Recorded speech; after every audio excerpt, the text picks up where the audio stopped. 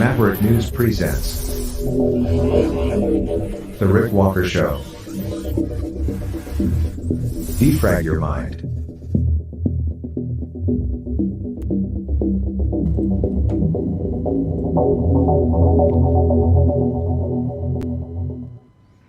Good evening, Maverick family. I'm Rick Walker. Welcome back to the Maverick News Channel. Great to have everybody here with us tonight. We have a lot of stuff to cover, and I have to tell you, some of the news is making me cry, and some of the news today is making me laugh. Some of it's actually pretty hilarious. Can't make the stuff up. Just can't. So, what are we going to talk about?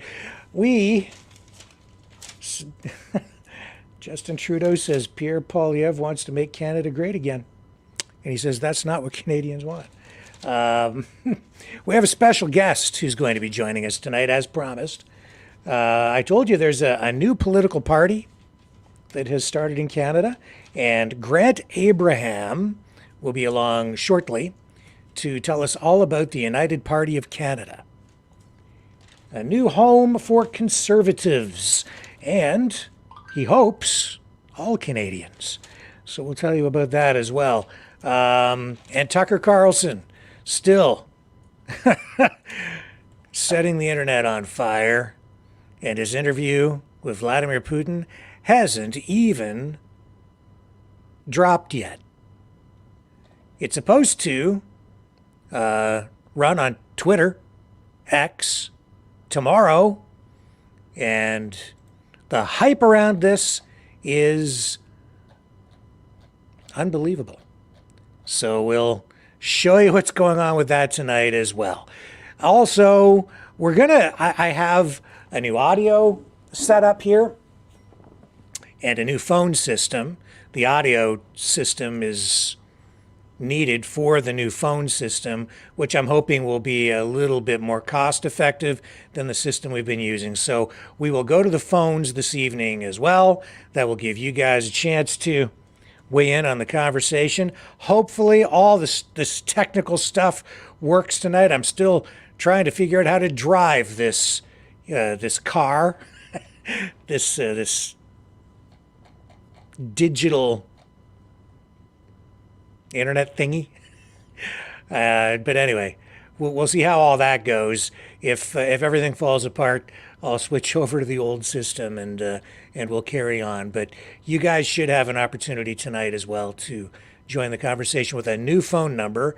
So be prepared to dial a whole new phone number tonight. Don't go away. We've got a stacked show for you, and I think you're gonna like some of it and probably hate other parts of it. I'll be right back.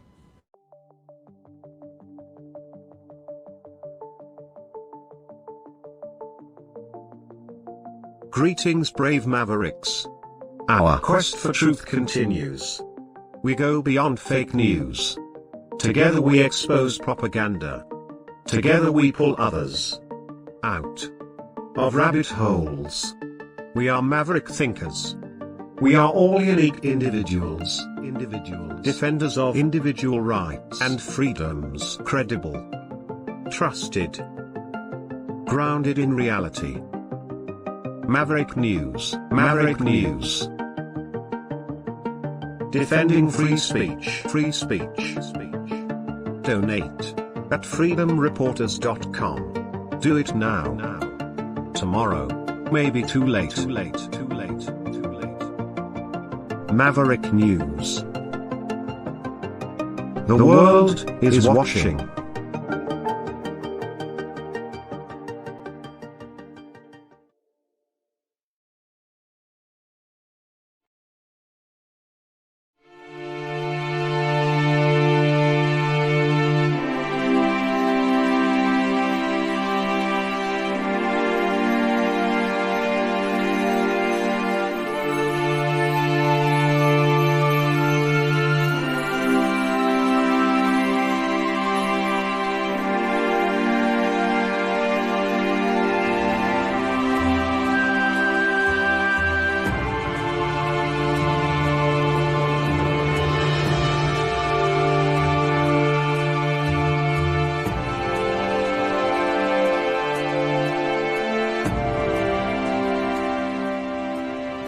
Maverick News.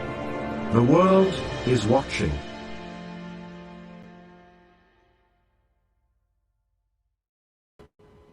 It's Tucker Mania in Moscow. He's back in the USSR. Well, in Russia. Tucker Carlson, he's got fans, man, and he's worldwide. He's over there in Moscow, where he got swarmed. You'd think it was the Beatles came to town or something. Here's here's a post. Tucker left from the rear entrance to try to avoid the crowds of journalists waiting for him. It's unclear where he was headed. Here's a clip from, I guess, Russian TV. Here, check this out. As you know, he has interviewed Vladimir Putin, and he has a 2-hour interview that is scheduled to drop sometime tomorrow. Did you like the interview with Mr. Putin? Mr. Tucker? Like interview with Putin. Where will you go next? What? Where will you go next? Russia? America? Mr. Tucker.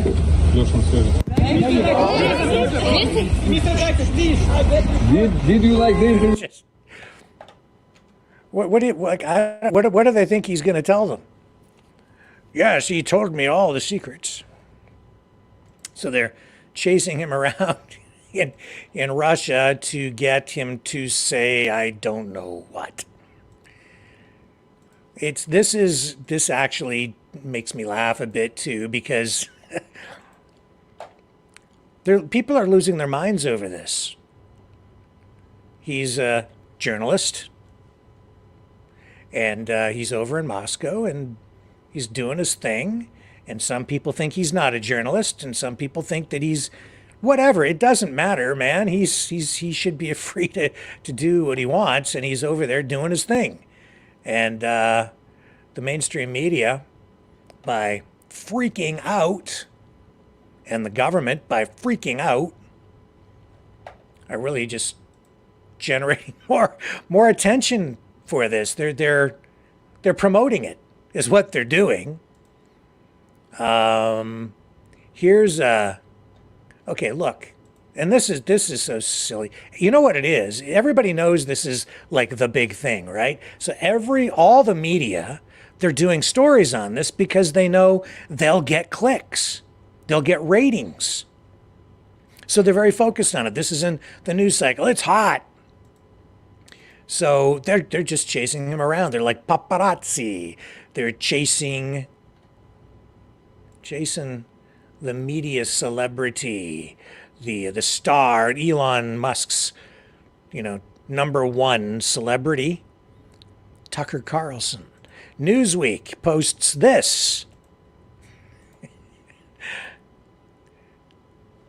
Here, can you see that? There you go. Newsweek posts this. Exclusive! Tucker Carlson could face sanctions over Putin interview. Really? Is that exclusive? There it is.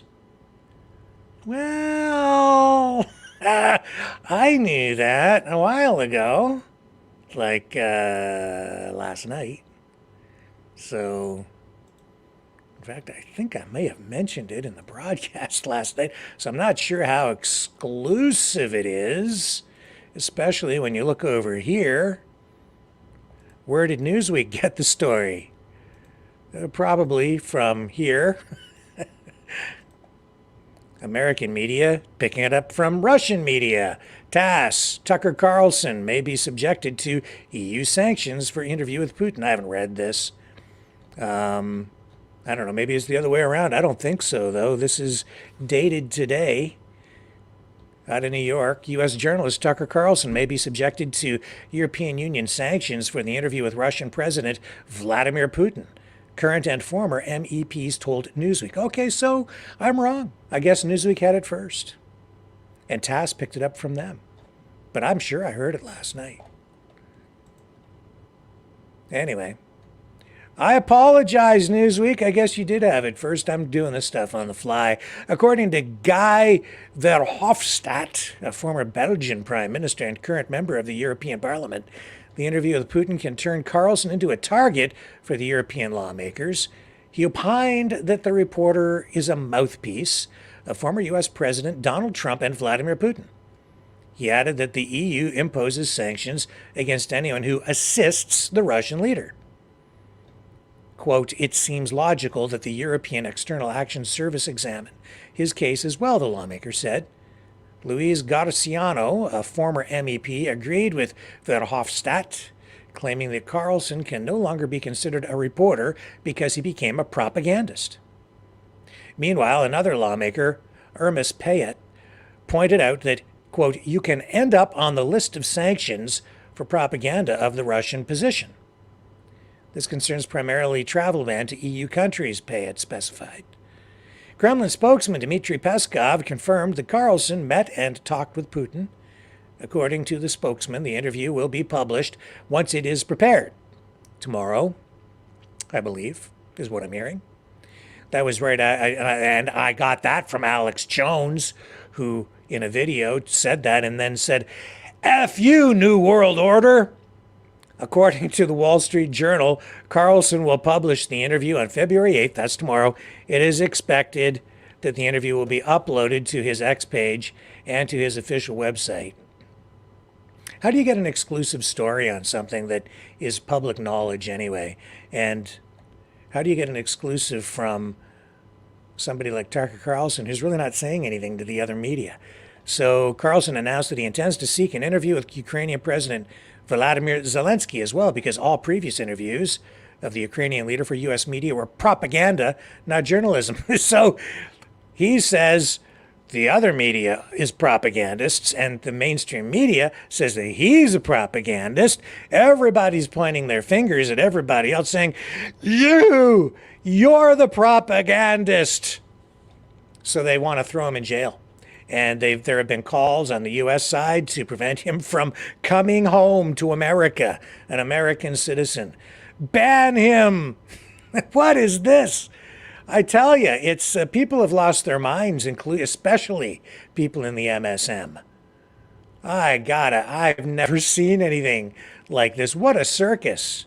Now, and it's a media circus right now. Oh, you talk about the information war. It's on a fever pitch right now. Yeah, they've really ramped it up. Here's CNN melting down over Tucker Carlson. Here we go. Set. A massive shakeup in Kyiv coming as Putin is trying to court the MAGA GOP in the United States. In fact, one of the leaders of the MAGA GOP is in Moscow tonight. It's the man you see here with the MAGA leader Donald Trump. Tucker Carlson. Possibly there in Moscow to interview Putin. Definitely there as a Putin supporting celebrity. Just listen to how Russian state media is breathlessly celebrating his visit. Independent journalist Tucker Carlson has flown to Russia from the U.S. via Turkey to Vnukovo Airport. He saw Spartacus Ballet at the Bolshoi Theater, had lunch in a nice restaurant, went for a ride around town, rode the subway. He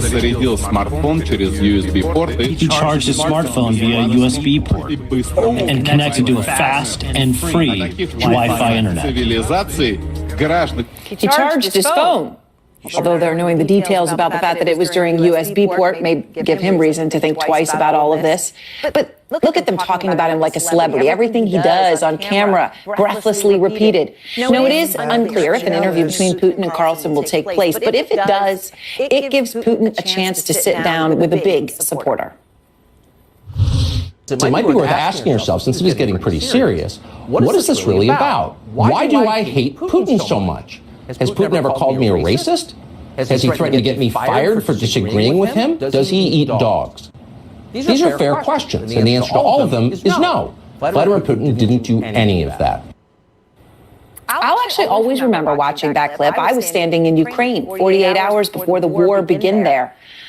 Well, Carlson then stood by Putin consistently all the way through. And that is why he can go to Moscow now without any fear of being summarily imprisoned. He's a hero.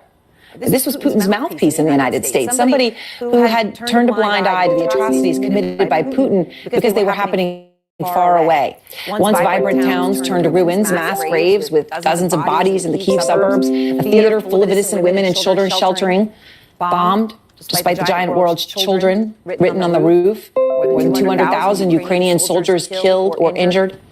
And tonight, Putin is trying to seize on the fact that Zelensky's military appears to be in turmoil, capitalizing on a moment of intense American political dysfunction and intensifying. Okay, now I'm told that the audio is echoing pretty badly. So what I'm going to do, folks, is I'm going to take a quick break, change the audio system, and come back with cleaner audio for you so that this doesn't drive you nuts. Stay with me.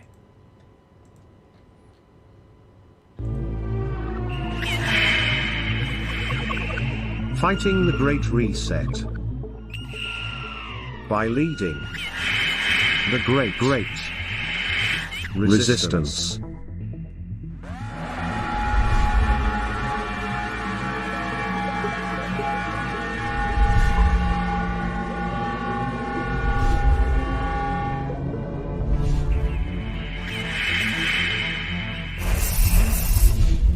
Maverick News. The antivirus programs for your mind.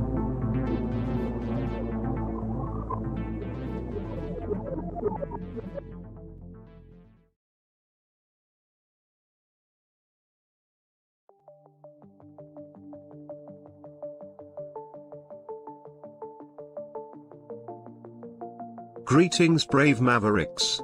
Our quest for truth continues. We go beyond fake news. Together we expose propaganda. Together we pull others out of rabbit holes. We are maverick thinkers.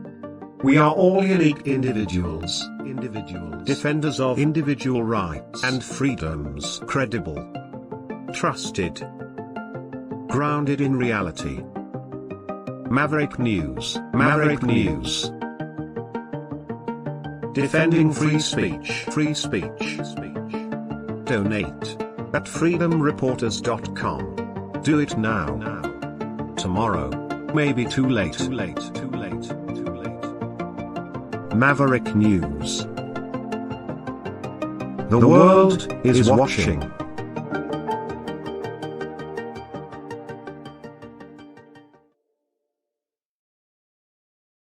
Okay, I'm going to go to the chat. You guys tell me, is that audio better now? Does that sound better? I hope. Okay, so we're just going to continue on. If you have problems, let me know in the chat. I can see the YouTube chat here. I don't have the Rumble up at the moment. It's a different system. So we'll see what happens. Now, let's just run that video from Tucker Carlson from yesterday, in case you missed it. The video where he says he's in Moscow. This is what set everything off.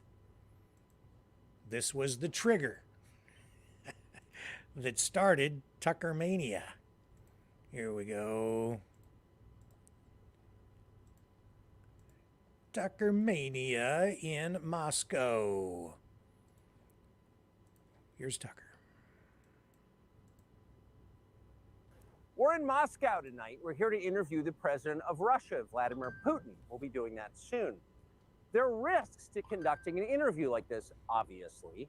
So we thought about it carefully over many months. Here's why we're doing it. First, because it's our job. We're in journalism. Our duty is to inform people. 2 years into a war that's reshaping the entire world, most Americans are not informed. They have no real idea what's happening in this region, here in Russia or 600 miles away in Ukraine. But they should know. They're paying for much of it in ways they might not fully yet perceive.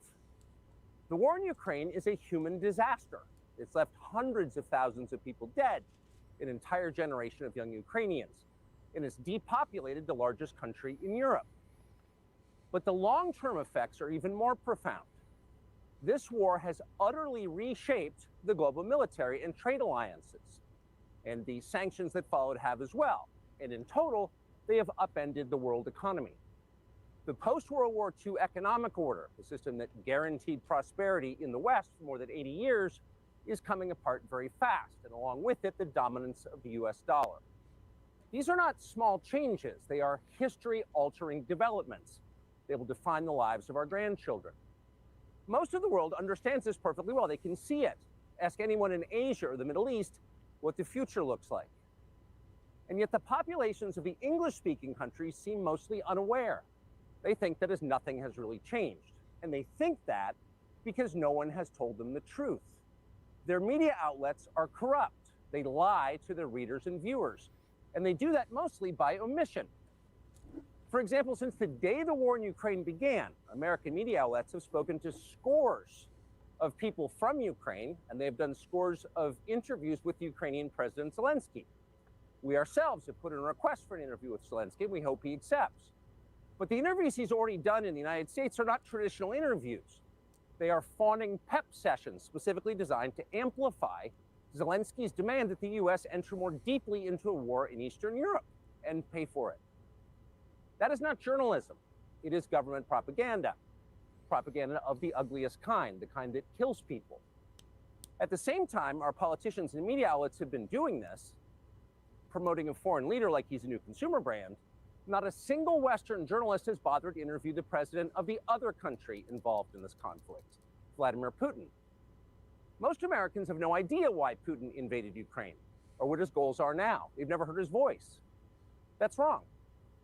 Americans have a right to know all they can about a war they're implicated in, and we have the right to tell them about it because we are Americans too. Freedom of speech is our birthright. We were born with the right to say what we believe. That right cannot be taken away no matter who is in the White House. But they're trying anyway. Almost 3 years ago, the Biden administration illegally spied on our text messages and then leaked the contents to their servants in the news media. They did this in order to stop a Putin interview that we were planning. Last month, we're pretty certain they did exactly the same thing once again. But this time, we came to Moscow anyway. We are not here because we love Vladimir Putin. We are here because we love the United States. We want it to remain prosperous and free. We paid for this trip ourselves. We took no money from any government or group, nor are we charging people to see the interview. It is not behind a paywall. Anyone can watch the entire thing, shot live to tape and unedited, on our website, tuckercarlson.com. Elon Musk, to his great credit, has promised not to suppress or block this interview once we post it on his platform, X, and we're grateful for that. Western governments, by contrast, will certainly do their best to censor this video on other less principled platforms because that's what they do. They are afraid of information they can't control. But you have no reason to be afraid of it. We are not encouraging you to agree with what Putin may say in this interview, but we are urging you to watch it. You should know as much as you can. And then, like a free citizen and not a slave, you can decide for yourself. Thanks.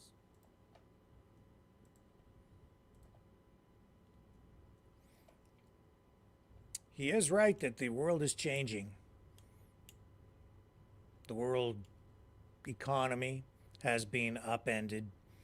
People here in the West not really aware, not paying attention, not being told. Media, I don't think the mainstream media is even really truly aware either. And if they are, they're not sharing the information with you. We've been talking about the economy for quite a while. I've been sitting here talking a lot about the US dollar and how it is going to lose its position as the world reserve currency. I think it's inevitable at this point. We've explained why many, many times. It's time to brace for impact. It's coming. And it's like the news tonight, it is making me laugh, but also making me cry.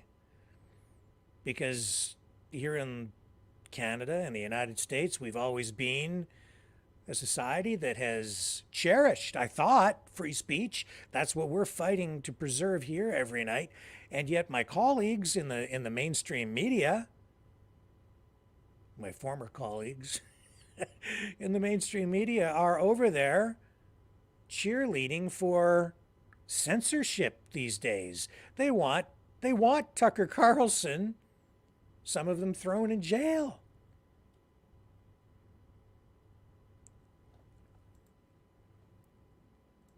They want him penalized for doing what they themselves have done. Here's an interview with Vladimir Putin from NBC. This goes back to June of 2021. And listen to what was said here. I mean, this was a legitimate, hard-hitting question, sort of, but Putin here gets the better of the journalist. May I just ask you a direct question? Did you order Alexei Navalny's assassination? Of course not. We don't have this kind of habit of assassinating anybody. That's one. Number two is, I want to ask you, did you order the assassination of the woman who walked into the Congress and who was shot and killed by a policeman? Do you know that 450 individuals were arrested after entering the Congress, and they didn't go there to steal a laptop? They came with political demands. 450 people have been detained. You're talking about the capital. They're looking at jail time between 15 and 25 years. And they came to the Congress with political demands. Isn't that persecution for political opinions? May I just ask you a direct question? Did you order Alexei Navalny's assassination? Of course not. Okay. So the media is losing their minds. The interview hasn't even run yet. Nobody really knows what Putin has said to Tucker Carlson.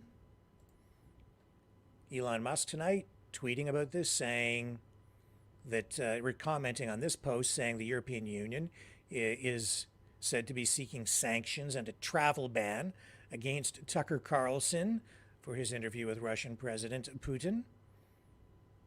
And Musk then comments here saying, if true, this would be disturbing indeed. One may agree with Tucker or not, but he is a major American journalist, and as such, an action would greatly offend the American public. So I guess we're having additional problems with the audio. Let me, I don't know what I can do about it at this point.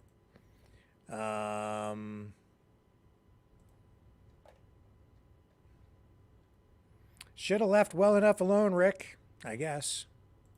Let me see what I have going on here. How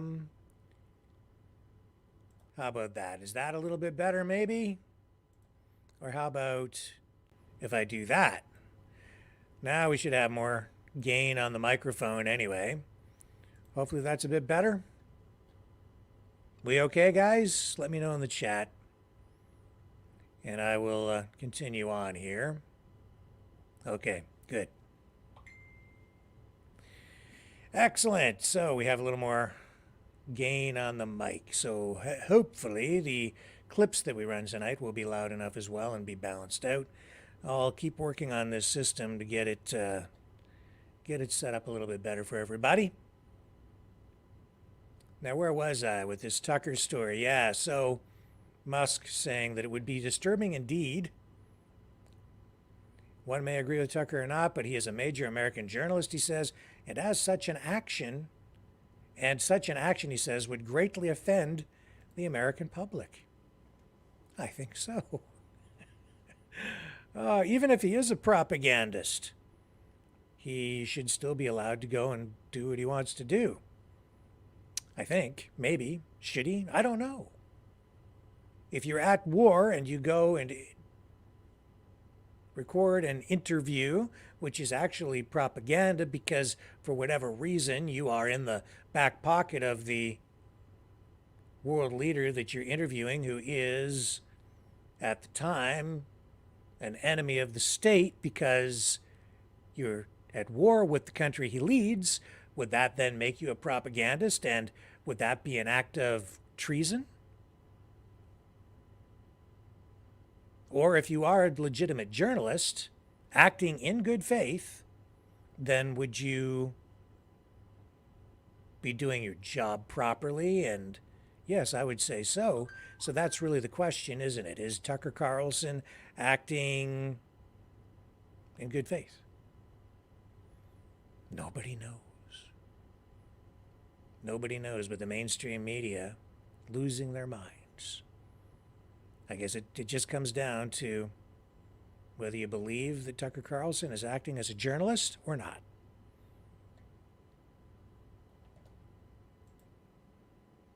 I don't know. I like Tucker Carlson. What else can I say? It's really just about that simple. Hang on. I'll take another quick break, reconfigure myself, and reconfigure the configuration of the technical stuff, and we'll come back on the other side, and hopefully it will work smoothly.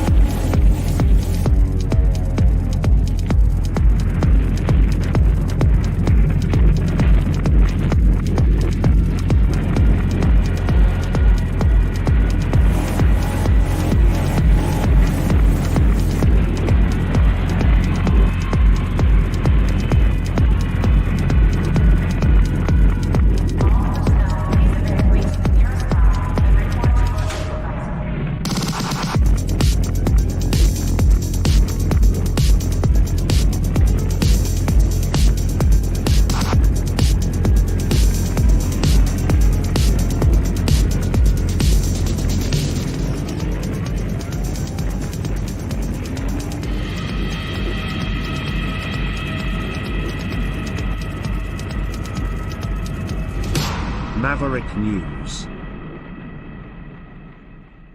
The world is watching.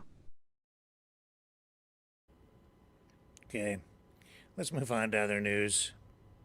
Let us move on to other stories this evening. Okay, you know, a few nights ago, we did the special show where I was going through the globe, right? With all the crazy stories. The crazy stories from the Globe. Well, I don't need the Globe tonight. I don't need the National Enquirer. I think I'm going to make a once a week show out of doing those crazy stories, because it seems like they are the stories out of there seem to have more credibility and seem to make more sense, I guess, than what I'm about to show you tonight. I started compiling the lineup, and I could not believe it. I was laughing my face off. Okay, so look at this. As planet warms, ferocious snowfalls like the one that hit Nova Scotia could increase. We know they got slammed with a major snowstorm out there, okay? And, pretty heavy duty stuff. 150 centimeters in some areas. That's like, I don't know how many feet. A lot of feet. You can see how high it is. It's as high as rooftops in some places. And I get what they're kind of saying, if there's actual science behind this, but it's ridiculous. It's just, you can't make it up. Can't make it up. Forecasters say a warming global climate could actually cause some parts of Canada to see colder conditions. Oh.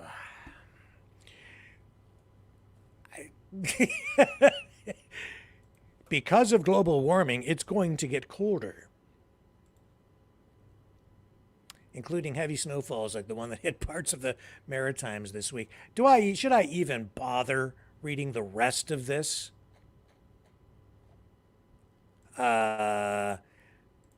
Basically, I think the premise here, and I'd really like to see the actual science behind this. The premise is that because it's getting warmer, I don't know how it's supposed to get colder if it's getting warmer, but in terms of snowfall, warmer air can absorb more moisture, you see? And so the idea is that it's getting warmer, so there's more moisture in the air, therefore you get more precipitation. so you get more snowfall. Whatever. It's just, to me, the whole thing seems silly. The headline is absurd. And then there was another story. I don't have the headline for you here. There was another one today that said that heat pumps, which are used to prevent people from freezing, have to be kept unfrozen. So you have to go outside. These heat pumps that the federal government in Canada is subsidizing as they try to get people to stop using carbon fuels, oil, natural gas. You have to go outside and keep it clear of all the ice and snow. Otherwise, it won't work, and you'll freeze to death. So a lot of good the heat pumps are. This story, and I mean this one here. It's just, I feel sorry for this guy. I can't believe this is an actual mainstream media headline tonight, but it's true news. Man who spent years building Eiffel Tower with 700,000 matchsticks may be denied world record for using the wrong matchsticks. Oh my God. Can you imagine? This guy spent 8 years constructing this Eiffel Tower, 8 years of his life building this Eiffel Tower out of matchsticks, hoping to break the world record, only to find out that he's disqualified because he used the wrong matchsticks. Just, really? Like, really? It took 8, wow, really?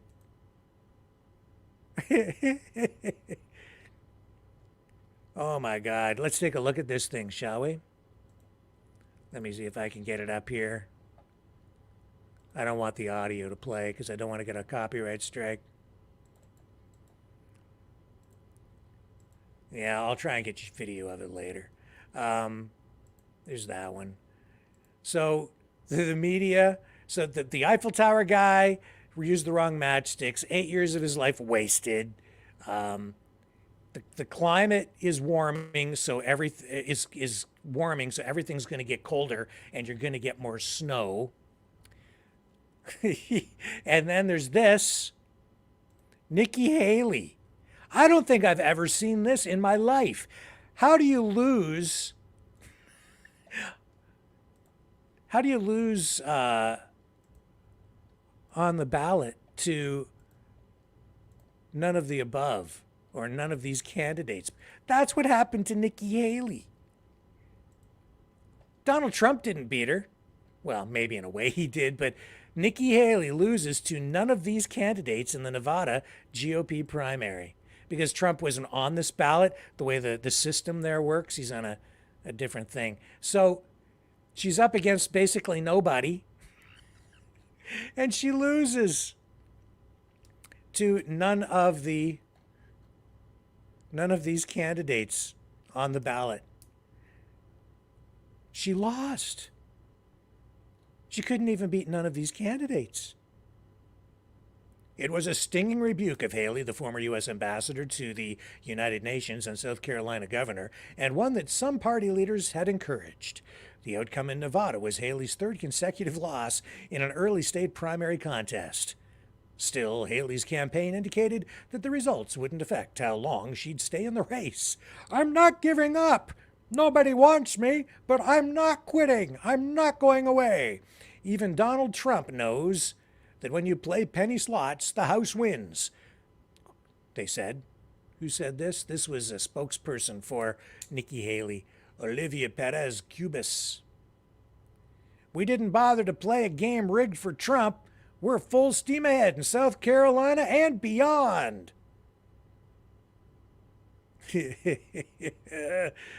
Trump posted on Truth Social, he said, "A bad night for Nikki Haley." Yeah, no kidding.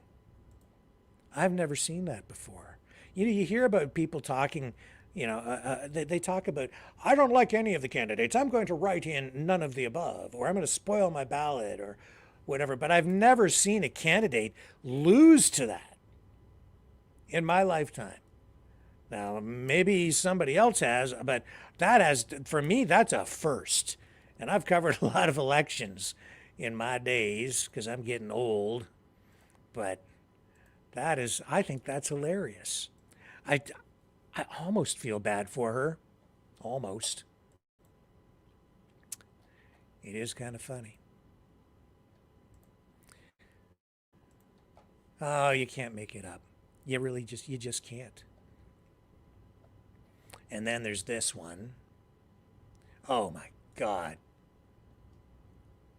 NDP Member of Parliament, Charlie Angus. He has a private member's bill. And what he wants to do with it is to ban advertising by oil and gas companies. And he says any company that violates, or anyone who violates the ban, could be fined up to $1.5 million or sent to jail for 2 years. The oil companies sponsor all kinds of things. The money that they spend and inject into the economy to advertise gasoline, hockey. Where would hockey night in Canada be without advertising from Petro-Canada or Esso, Mobil? Like these companies have been just no more advertising. Let me show you what he says about this new Democrat socialist. Oh my God, this is ridiculous, in my humble opinion. Here he is. Big oil has always relied on the big tobacco playbook of delay and disinformation. And so to tackle this immense threat to human health, we need to use many of the strategies that finally took down big tobacco. In 1997, the Canadian Parliament banned advertising from big tobacco because of the clear threat to human health. This is why I'm so proud to stand here today with representatives of Canada's medical community to state that the time has come to ban all oil and gas advertising. The big tobacco moment has finally arrived for big oil. Bill C-372 will, quote, provide a legislative response to a national public health and environmental problem of substantial and pressing concerns. The bill will make it illegal for big oil and gas lobby and the gas lobby or their front groups or paid influencers to falsely promote the burning of fossil fuels as a benefit to the public. The legislation will make it illegal to falsely claim that the use of one fossil fuel product is somehow better than another fossil fuel product in improving the environment. And this legislation will target advertising that falsely claims that oil and gas are having a positive impact on the global economy. And we recently learned that toxic contamination from Canada's oil and gas industry is 6,000 times higher than officially reported. This legislation will make it illegal for Canada's oil and gas giants to falsely identify themselves with the health and positive lifestyles of Canadians or with reconciliation of Indigenous people on whose lands the toxic contamination is highest. The big tobacco moment has arrived for companies like Suncor, Imperial, and the oil and gas giants of Canada. Do not discount that, man. Do not discount it. He is serious. These people are serious. Yeah, seriously crazy. Oh, we are in so much trouble. And then there's this. Justin Trudeau says, I'm going to run the clip. I got to find it here. Yeah. Here's Justin Trudeau really holding Pierre Poilievre's feet to the fire in the House of Commons during question period. Oh, this is going to cost Pierre some votes, the Conservative leader. Listen to this. He says, Pierre Poilievre, the Conservative leader, wants to make Canada great again. Oh my God. Mr. Speaker, What we hear from the leader of the opposition is under the previous Conservative government, everything was perfect. And what he is proposing to do is to make Canada great again. That is not what Canadians want. He is pining for a nostalgia that, quite frankly, Canadians do not feel. They remember what he did as part of Stephen Harper's failed housing minister. He remembers the people who, the rights of Indigenous peoples violated, the ignoring of environmental responsibilities, and the lack of an environmental and economic plan for the future. We're going to continue. Yeah, okay. Yeah, Canadians don't want to make the country great again. All right. Jeez. Again, man, you can't make the stuff up. Don't go away. A little bit more, and then we're going to bring in Grant Abraham, leader of a brand new political party, the United Party of Canada.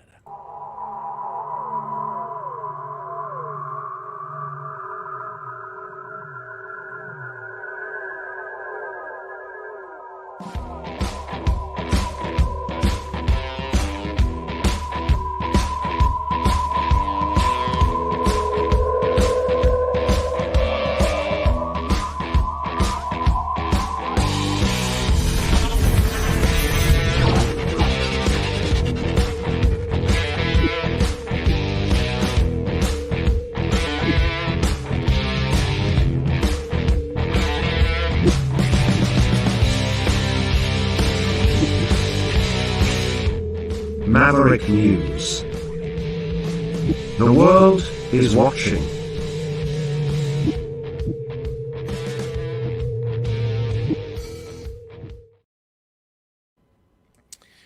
Okay, so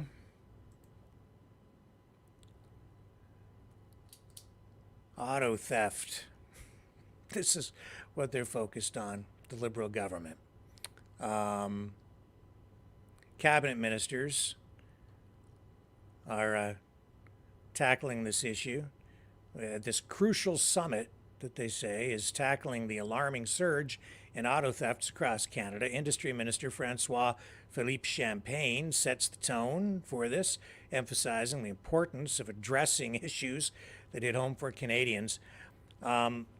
So tomorrow, February 8th, top officials from various levels of government and law enforcement agencies, including the Canadian Border Services Agency, are slated to convene, aiming to brainstorm effective strategies to combat the rising tide of vehicle thefts.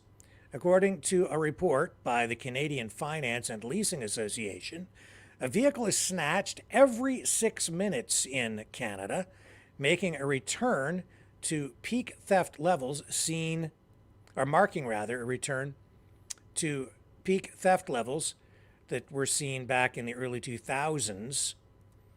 The report credits collaborative efforts and advancements in anti-theft technology for previously declining rates, but then we got Justin Trudeau and Pierre Poilievre, again, in a heated exchange today in the House of Commons, made this issue one of the main topics of debate. It was back and forth for quite a long time between Poilievre and Trudeau, mostly on issues of economics, and this auto theft issue plays into that as well. Let's go to the House of Commons question period. Here's part of it. Appropriate for Quebec. We will continue this work respectfully, without any squabbles, despite what the Bloc wishes. The Honourable Opposition Leader. The crime, Mr. Speaker. He unleashed the car theft crisis by bringing in house arrest and bail, not jail, for repeat career car thieves, and by allowing our ports to become sieves where our cars are stolen from, so much so that we're now becoming world famous for the Prime Minister's failures. The Ghana Economic and Organized Crime Offices, we are in possession of stolen vehicles. The victims, it's all in Canada. No Canadian agency has approached us directly or made a formal complaint. Will he take the money from the back office bureaucrats and consultants and put it into frontline law enforcement to protect our car? The Right Honourable Prime Minister. Mr. Speaker, the Leader of the Opposition likes to make base political accusations. He likes to talk about C5 and C75 as the reason there is auto theft in this country. The reality is C5 is the bill that keeps mandatory minimum penalties for car theft on the books, and C75 is the bill that raises the maximum penalty on car theft. We've continued to step up in terms of keeping Canadians safe. We will continue to invest in the CBSA and in the resources necessary to counter these challenges. We will keep working based on facts and evidence, Mr. Speaker. The Honourable Leader of the Opposition. Well, here are the actual facts. Let's go through them. C5 keeps mandatory prison sentences. Mr. Speaker, they were already in place, put there by the previous Conservative government. They weren't created by C5. What C5 did is it brought in house arrest for career car thieves so they can watch Netflix or perhaps play Grand Theft Auto in their living room and then go out onto the street and steal another car whenever they want. Will he follow my common sense plan to end house arrest for career car thieves? Yeah. The Right Honourable Prime Minister. Mr. Speaker, in the Leader of the Opposition's simplistic worldview, someone sitting on their couch at home playing video games goes out and steals an Escalade. That's not what happens, Mr. Speaker. Organized crime is directly involved in the massive spike in auto thefts in this country. That's why what we're stepping up on in investment in anti-organized crime, investments against money laundering that party voted against, investments in more powers and more resources for Ontario to counter auto theft, and indeed more resources for the CBSA that they cut when they last left office will continue to be there. The Honourable Leader of the Opposition. Mr. Speaker, actually, people do steal cars when they're on house arrest because all they have to do is open the door and walk out and steal the car. Then there's his bail policy, which allowed the same 40 offenders to be arrested 6,000 times in Vancouver in a year, many of them car thieves. So, will he accept my common sense plan to get rid of house arrest and bring in jail, not bail, for career car thieves? Yes or no? The Right Honourable Prime Minister. Mr. Speaker, in all the questions the Leader of the Opposition asked about car theft, he hasn't once mentioned organized crime, which is the cause of car theft in this country right now. And that's why perhaps he's not mentioning it, because when we brought forward measures to counter organized crime and money laundering, the Conservative Party voted against them. We moved forward with more resources for Ontario, $121 million to counter organized crime and car theft. The Conservative Party voted against. Mr. Speaker, we will continue to anchor ourselves in facts and data and deliver on keeping Canadians safe. Hear, hear. The Honourable Leader of the Opposition. Mr. Speaker, he wants facts. Here's another fact. Extortions are up 218% since he took office. Right. Why? Because he got rid of mandatory jail time for extortion with a weapon. So now he allows extortionists to go around with guns, harassing small business owners in Brampton, in Surrey, in Calgary, and Edmonton, where horror stories are unfolding. Will he agree to our common sense plan to reverse catch and release so that Canadians are safe from extortion? Okay, so sort of moving on to other issues related to that. We have Public Safety Minister Dominic LeBlanc addressing the car theft issue as they prepare to tackle this through this car theft summit, which we will follow and provide an update for you on as available. Let me get you Dominic LeBlanc.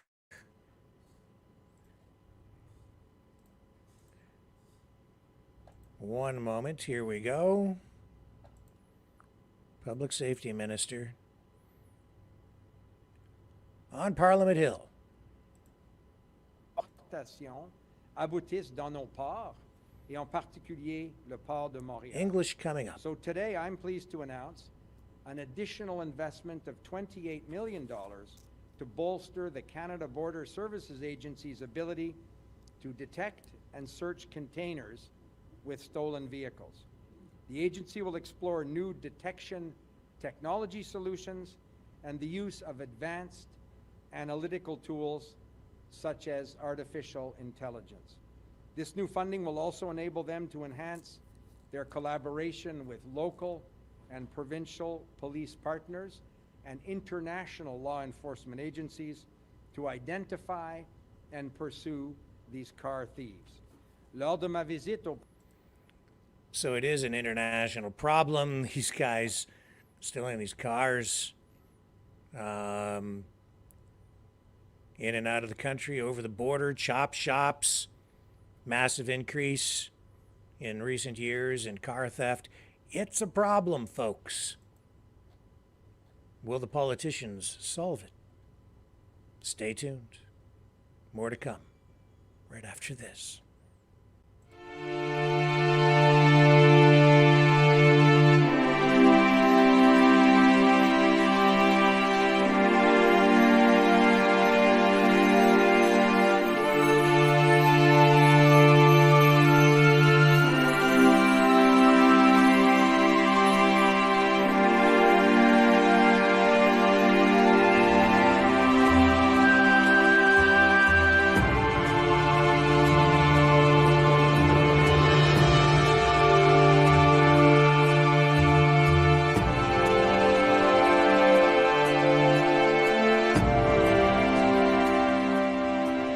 Maverick News.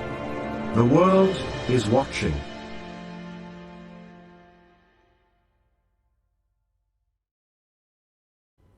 Okay, I am getting things teed up here for you.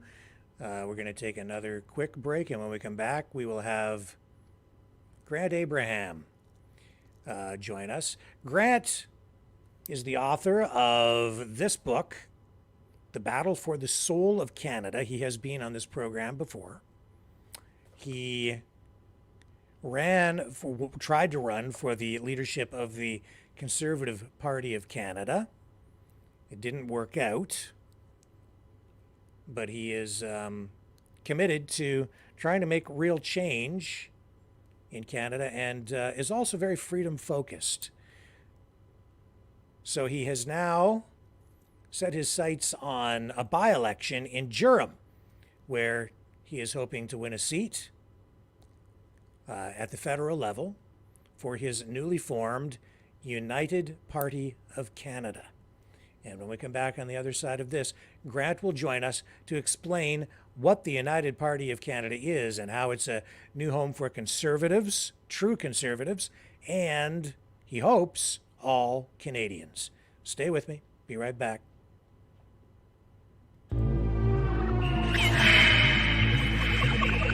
Fighting the Great Reset. By leading the Great Resistance.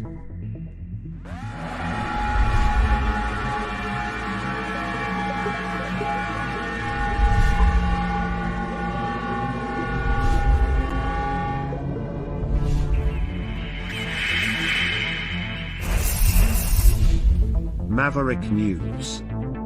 The antivirus programs for your mind.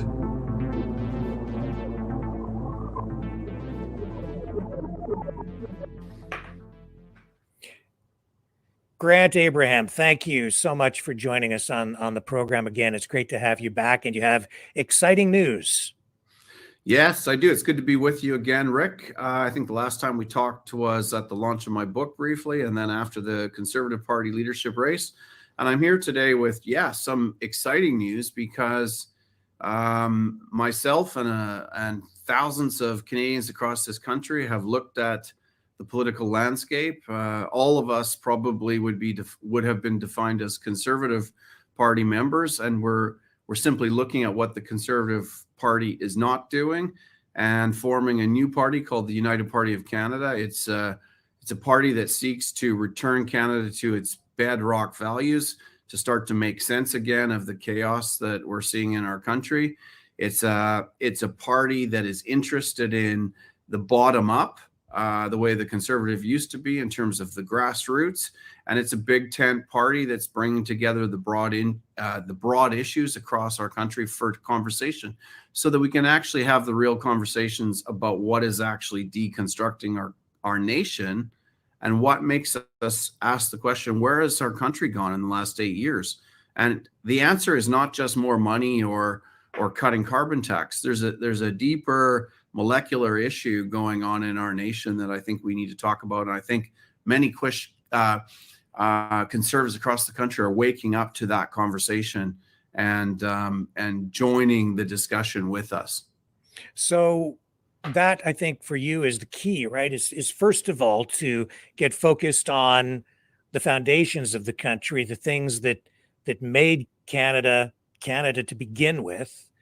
Can you speak to that, and to the need to recognize also the supremacy of God as mentioned in this book, the Constitution and the Charter of Rights and Freedoms? Well, it's, I mean, we're going right down now really into the DNA of the nation. And I think that's probably where I was hinting at in terms of bedrock values. I mean, our charter is very clear. This nation was founded upon the supremacy of God, or principles relating to the supremacy of God and the rule of law. And regardless of what you think of God, there's a framework that came to this nation with the Christian faith, whether it's Catholic or Protestant. And that was basically love your neighbor as yourself and don't do harm to others.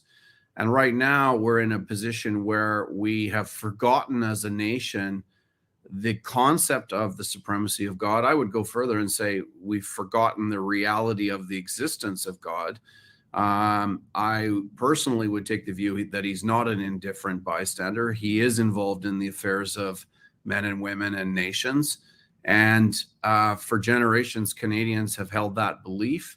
And part of our problem is that we've stopped having our conversations in the concept of those values. You know, I was just in Edmonton and listened to Tucker Carlson and Jordan Peterson talking about this very issue. And Jordan Peterson talked about God in the sense of a transcendental good, because he couldn't deny the existence of a transcendental evil. And it's not very difficult for Canadians now to see that we have a major corrosion of the value framework of our nation that's deconstructing it. And so unless we start to get into these value issues, we can't really have a serious discussion about fixing the real root problems if we're just talking about, you know, money and tax, because it's so much deeper than that. And that's ultimately is providing a shallow offering to Canadians, because they're not having the real conversations that Canadians need and want to have. And I'm seeing that on the street. And so right now we're in the midst right now and running in the by-election in Durham, Ontario, the Durham constituency in Ontario. And this is live in discussion now in Ontario as of yesterday. So these are the kinds of conversations we want to be having with the constituents of Durham in the next 3 weeks before that election on March 4th. And this is a conversation that calls to Canadians, particularly conservative Canadians that are embedded in the Conservative Party, that value, you know, freedom, the primacy of parental authority, that value the freedom of faith in our nation as values that built this nation, to really look at what is happening in our country, the deconstruction of the kind of pillars that built this nation, and look and ask themselves what the Conservative Party is not doing to stop that.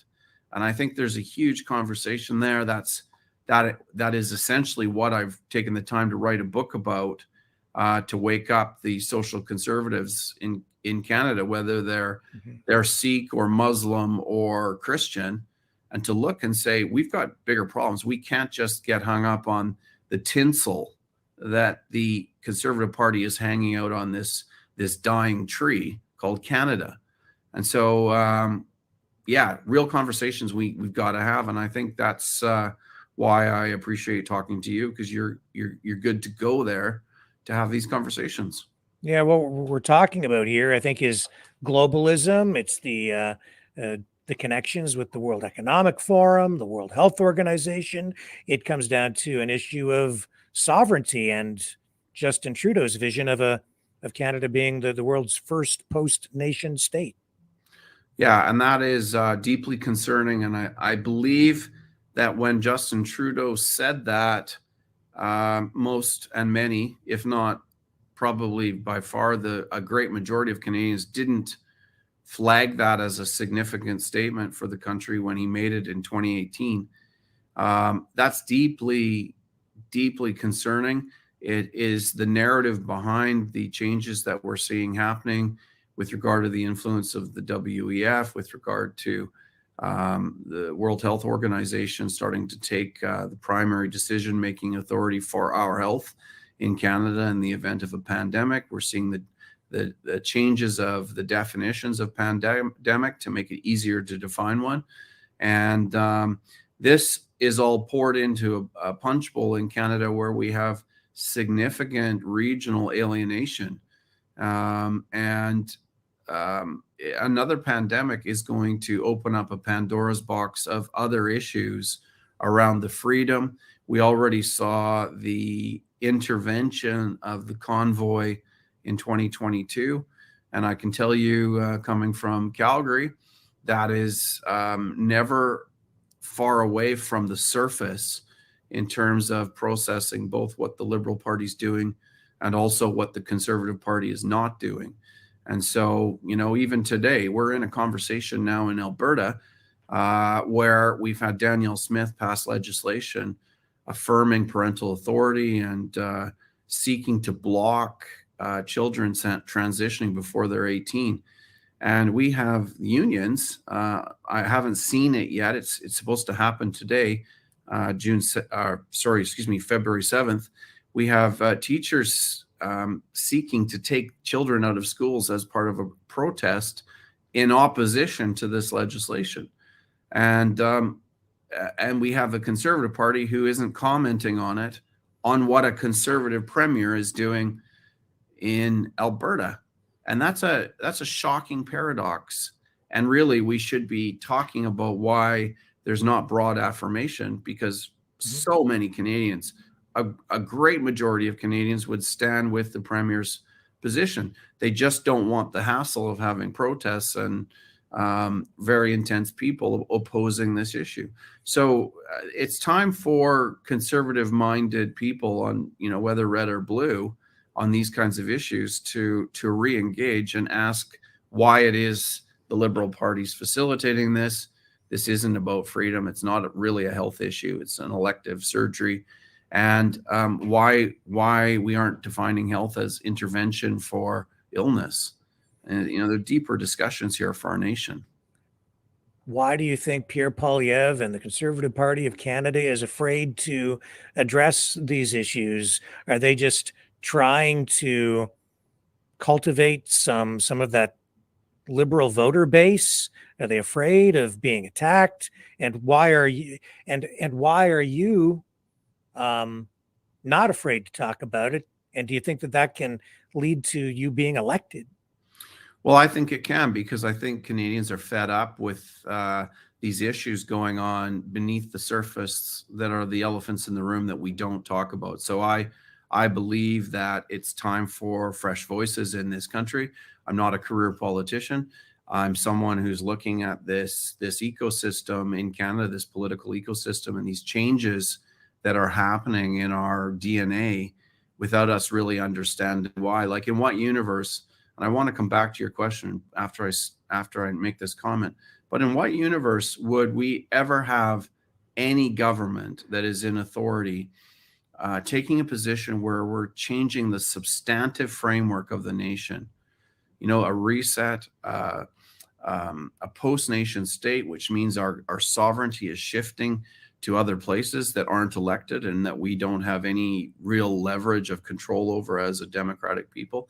In what universe would that ever happen without a referendum or a clearly stated platform in an election mandate? And that is why we're seeing this happen. In my view, the decisions that have been taken to do that are ultra vires, which is a legal term, which means they're outside of the authority because they haven't had the mandate. And we're into a real question of legitimacy here in terms of some of these substantive changes. The people of Canada are feeling that and continue to feel it. And they, I believe, and many other people that have gotten behind this party's formation believe that we need to have those conversations. Why are the Conservatives not engaging it? I think that they are working on an election calculus right now where they don't want to trip minefields, but that's not leadership. That's electioneering. We have a scenario where we have a Conservative Party that was formed out of the Alliance Party and the former Reformers together, and we've had 20 years now of scenarios where we have defaulted to fiscal conservative issues, and we have said to a huge swath of the Conservative Party that we are going to deal with those social conservative issues, whatever, life, euthanasia, abortion, whatever, however you want to define those in whatever context. We're going to deal with those when we have a majority, when we have power, when we sorted out the economic issues. And that was Stephen Harper's position back in 03, 04, 05, 06. And the social conservatives have sat inside the Conservative Party waiting for these changes. And the most recent evidence of that is this policy convention the Conservatives had. Everyone traveled from all over Canada to bring their policies to the table and probably establish value affirming policies that would resonate with the membership of the Conservative Party. And Poilievre's position was to simply say, there's no guarantee that any of these will make it into an election platform. So, I see social conservatives, and I was one of them within the Conservative Party, as people that are essentially abused, that are sitting there waiting for the abuse to stop. They're almost like they're in Stockholm syndrome, and they like the party. They're worried about Trudeau not getting in again, but the real issues are not being advanced consistently. And I found it very interesting in the research for the book that I've written, this discussion that the comment that Stephen Harper made at a Civitas speech in 2003. He said that Canada is facing a dark moral nihilism that actually has a hatred for the Western democratic values. And I found that comment very interesting because 20 years later, that is actually what we're dealing with. And I think the irony of that, or the sadness in that comment, was that he stated it in philosophical terms. He didn't just call it evil, because we're now dealing with drag queens reading pornography to our children. We're having fundamental discussions about not being able to define what is a male or a female in our nation. And that lack of definition in the Conservative Party took root. And in 2006, we had young Conservative MPs saying, we've basically tamed the social conservatives in our nation, and they've kind of gone along without a peep, those embarrassing and bombastic people that came from the Reform Party. And that happens to be a lot of Western Canada. And no longer is it enough just to get rid of Justin Trudeau. And I think that's why people are waking up, particularly in Western Canada, although the people that have joined this discussion within the United Party of Canada are from right across the nation that are looking at and seeing the deeper issues. And those deeper issues, I think, are threatening to really tear the country apart, because we're seeing, I think, a growing separatist movement in the West. Quebec still has some discontent, and with the pandemic and the lockdowns and everything that has come from that, we're seeing even the creation now of your party. But it's your desire, I guess, to keep Canada together. Is that fair? Yeah, this federal discussion is a very important discussion. I think that it is. In talking to Ontarians, as I've gotten deeper into discussions with people in Ontario and in the Durham constituency on this issue, this conversation comes up about the regional, equalization payments, some of the voting reform that we need in the country. And some of the attitude's interesting to me coming from Alberta talking to Ontario people, because they'll say, oh yeah, we're aware that there's this discontentment in Western Canada. Maybe we should let them go, and I think that's such an interesting conversation, because there's no realization about the subsidization of central Canada coming from the West. And many Western Canadians feel like it's time to stop being a colony of a colony. And so this just isn't some idle regional threat that, people look west and think, oh, there's all those people out there that are, marginally discontented. They'll be fine, after the next election. I don't think it's like that at all. I think there's deep issues here in relation to discontentment across the country. And then I think this is one of the issues that folds into a discussion around the PPC too, is that we've got this massive block and energy of Western Canada that feels curtailed and blocked. And we've got a PPC who is really not having these conversations at the deeper issue. It's not good enough just to talk about freedom, because that's a little shallow now on its own without looking at the root systems of what freedom is actually about. And I bump into this conversation with PPCers across the country. I've been on a book tour this last 4 months right across the nation. And when they hear my discussion about this, they'll ultimately say, why, if you're starting a new federal party, why aren't you doing this inside the PPC? And my answer is, well, I view this as a challenge to our nation in relation in the context of light and darkness, good and evil. And when I look philosophically deeper into the I guess the People's Party framework, I see a framework that is libertarian, which is inherently rooted in humanism. And the conversation ends up with me saying, how do you resist a darkness within a party framework that denies the existence of the source of light?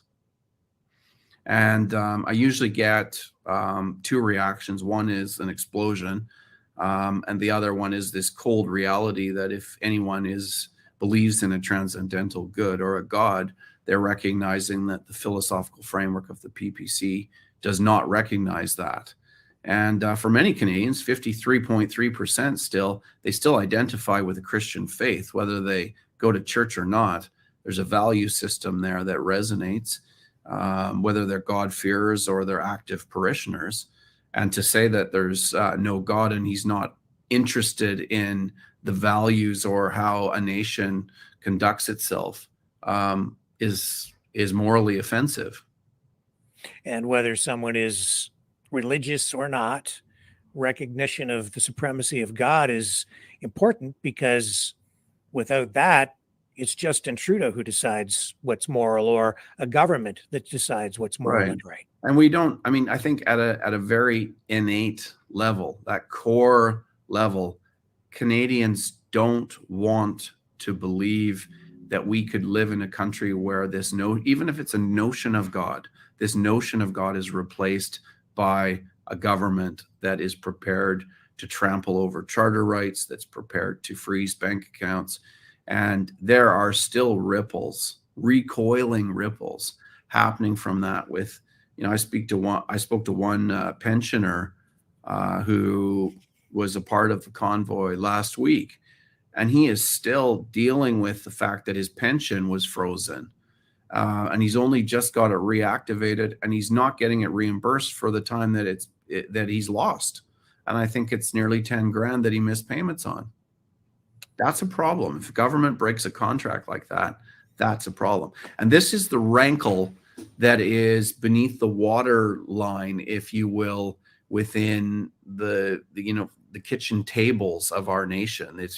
It's what's going on and what people are feeling. And this is part of the momentum that's driving these kinds of discussions. And I'm actually here because I love Canada, and I believe that it should be a federal state from sea to sea. But until we actually have those conversations about what that means, we are marching towards the loss of our sovereignty and regionalization, if not separation in the nation. So, you know, that's openly talked about in Alberta and Saskatchewan and large portions of BC, regardless of what the Fraser Valley politicians would tell you. So these are real issues. Manitoba's similar. There's large contingents in Manitoba where they feel this way strongly. So this is something that is, I think, changing the national discussion for our nation, and the conversation starting in Durham now in this next 3 weeks. So you are no doubt, and I'm not aware of any of this, but I can imagine you must be enduring some attacks from the Conservative Party, from PPC supporters accusing you of being controlled opposition, or you're just out there splitting votes. How do you respond to that? Well, I haven't had any of those attacks because I think that the party was just approved before Christmas, and nothing really happened until after Christmas, and so it's very, very fresh. And I think the attacks haven't started because it's been irrelevant to them, or it hasn't been observed. There's an ongoing conversation about splitting the vote, particularly from what I'd call social conservatives, who are looking at this and saying, well, all we got to do is get rid of Trudeau. Usually when I have the conversation with them, they'll kind of either go back in denial or cancel their membership. And when they move away from the party, they'll say, what should I do about this? And I said, well, you know what? Send a message, cancel your membership. And I've had that conversation a lot across the country. I think my answer now for splitting the vote as it comes to the Conservative Party, I'm not so much concerned about the PPC.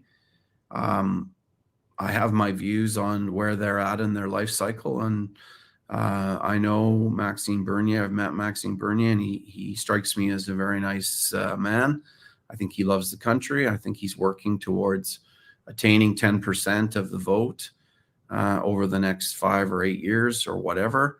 And I don't think we have time to kind of work at that calculus. So I'm just, saying those are freedom-loving people. I celebrated the birth of the PPC because I saw the tyranny that was going on and wasn't challenged in our country. But I think the conversation has moved on. It's deeper. It's got these inherent value issues that people are discerning.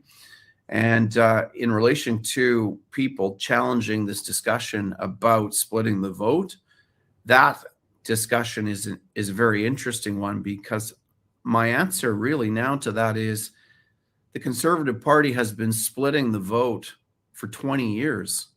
This party is the response to that, because what they haven't done has caused such a disgruntlement within the ranks of the Conservative Party that people just haven't had an alternative. And so if I had seen the integrity or the moral integration that we needed in this country within the Conservative Party, I wouldn't be doing this. And I had a very good look at the belly of that beast. So what are you doing to get things organized? Just give us a little bit of insight into the background or what's going on behind the scenes as you're ramping things up for the next election. Well, we're working on all the normal systems that you'd expect to see within a federal party that's seeking to attain power in this country or influence, be a neck that turns the head, and even in terms of a minority position. So we're developing the infrastructure that we need to do. We're building team across the country. We're running in this by-election in Durham, Ontario, that will position the party for hundreds of seats to contend across the nation. This is not a flash in the pan. This is something that is an alternative now for Canadian voters that are interested in the deeper conversations and returning the nation to the bedrock values and allowing people to feel secure, return to prosperity, bring our country back to wealth and prosperity, freedom, and the greatness that our country was. Right now, we have deep, deep problems that we're not actually talking about the root cause of them. In your book, this is The Battle for the Soul of Canada, Firing the Forge, you refer to convoy conservatives. What exactly do you mean by that?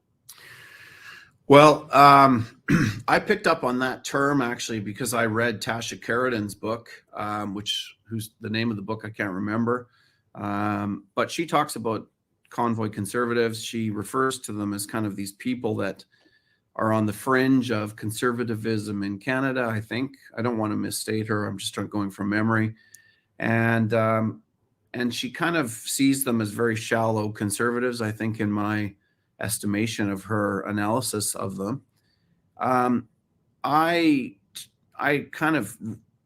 guess I redefined that term in my analysis, and I talk about the convoy conservatives as the people that will be catalytic for the rebirth of conservatism, because they're actually the people that are reacting deeply to the loss of sovereignty and freedom of our nation. And so they're the orphans out there that have turned their back on the legacy parties.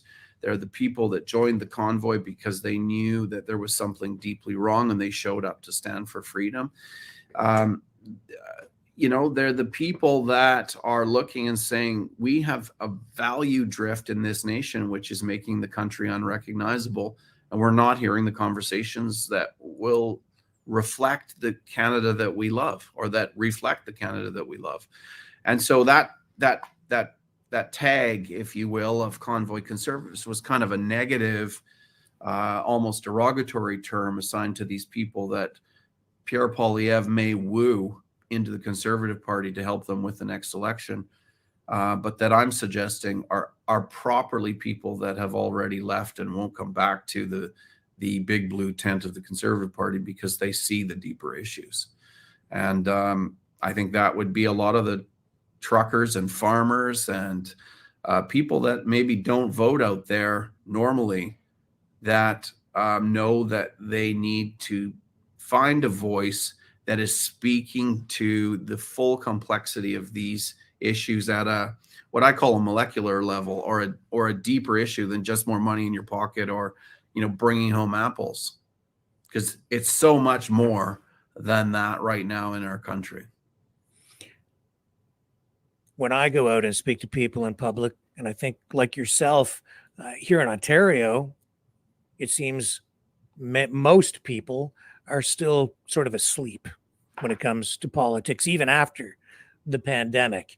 And if they're asleep or sleepy, they're probably not entirely aware of these global issues that we've spoken about. So how do you create a message that resonates with them? I think the CPC, Pierre Poilievre, they're enjoying some success right now in the polls because they have a very simplified message. It's a marketing tactic to just deliver something that people can understand. But if people aren't awake, beyond maybe the 10% of the population out there that is aware, how do you make that resonate with people? And it seems like you have a twofold issue. You have to wake them up and then get them to vote for you. Yeah, and I think that there's a timeliness to this right now, because I think that the point that you're making was a lot harder 2 years ago. And I think that as we go along, we move closer to a U.S. election. We're seeing what is happening down in the U.S. We're seeing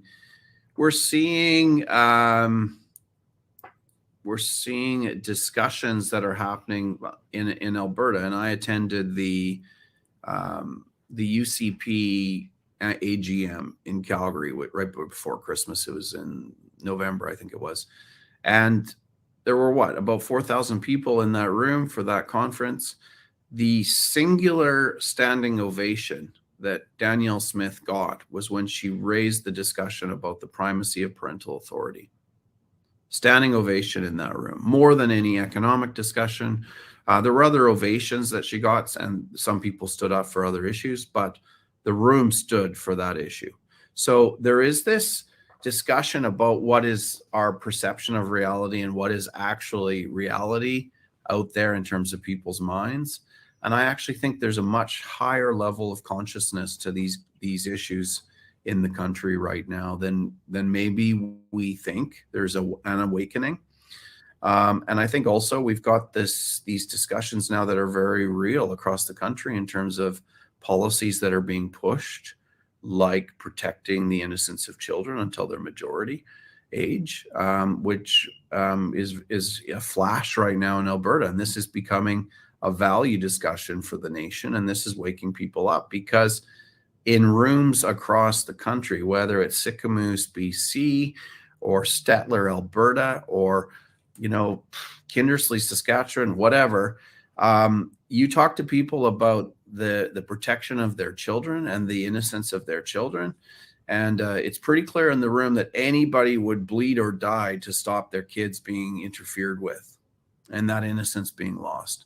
And so these are very deep rooted issues that are actually pulling people out of the malaise that Canada was in 5 years ago before COVID.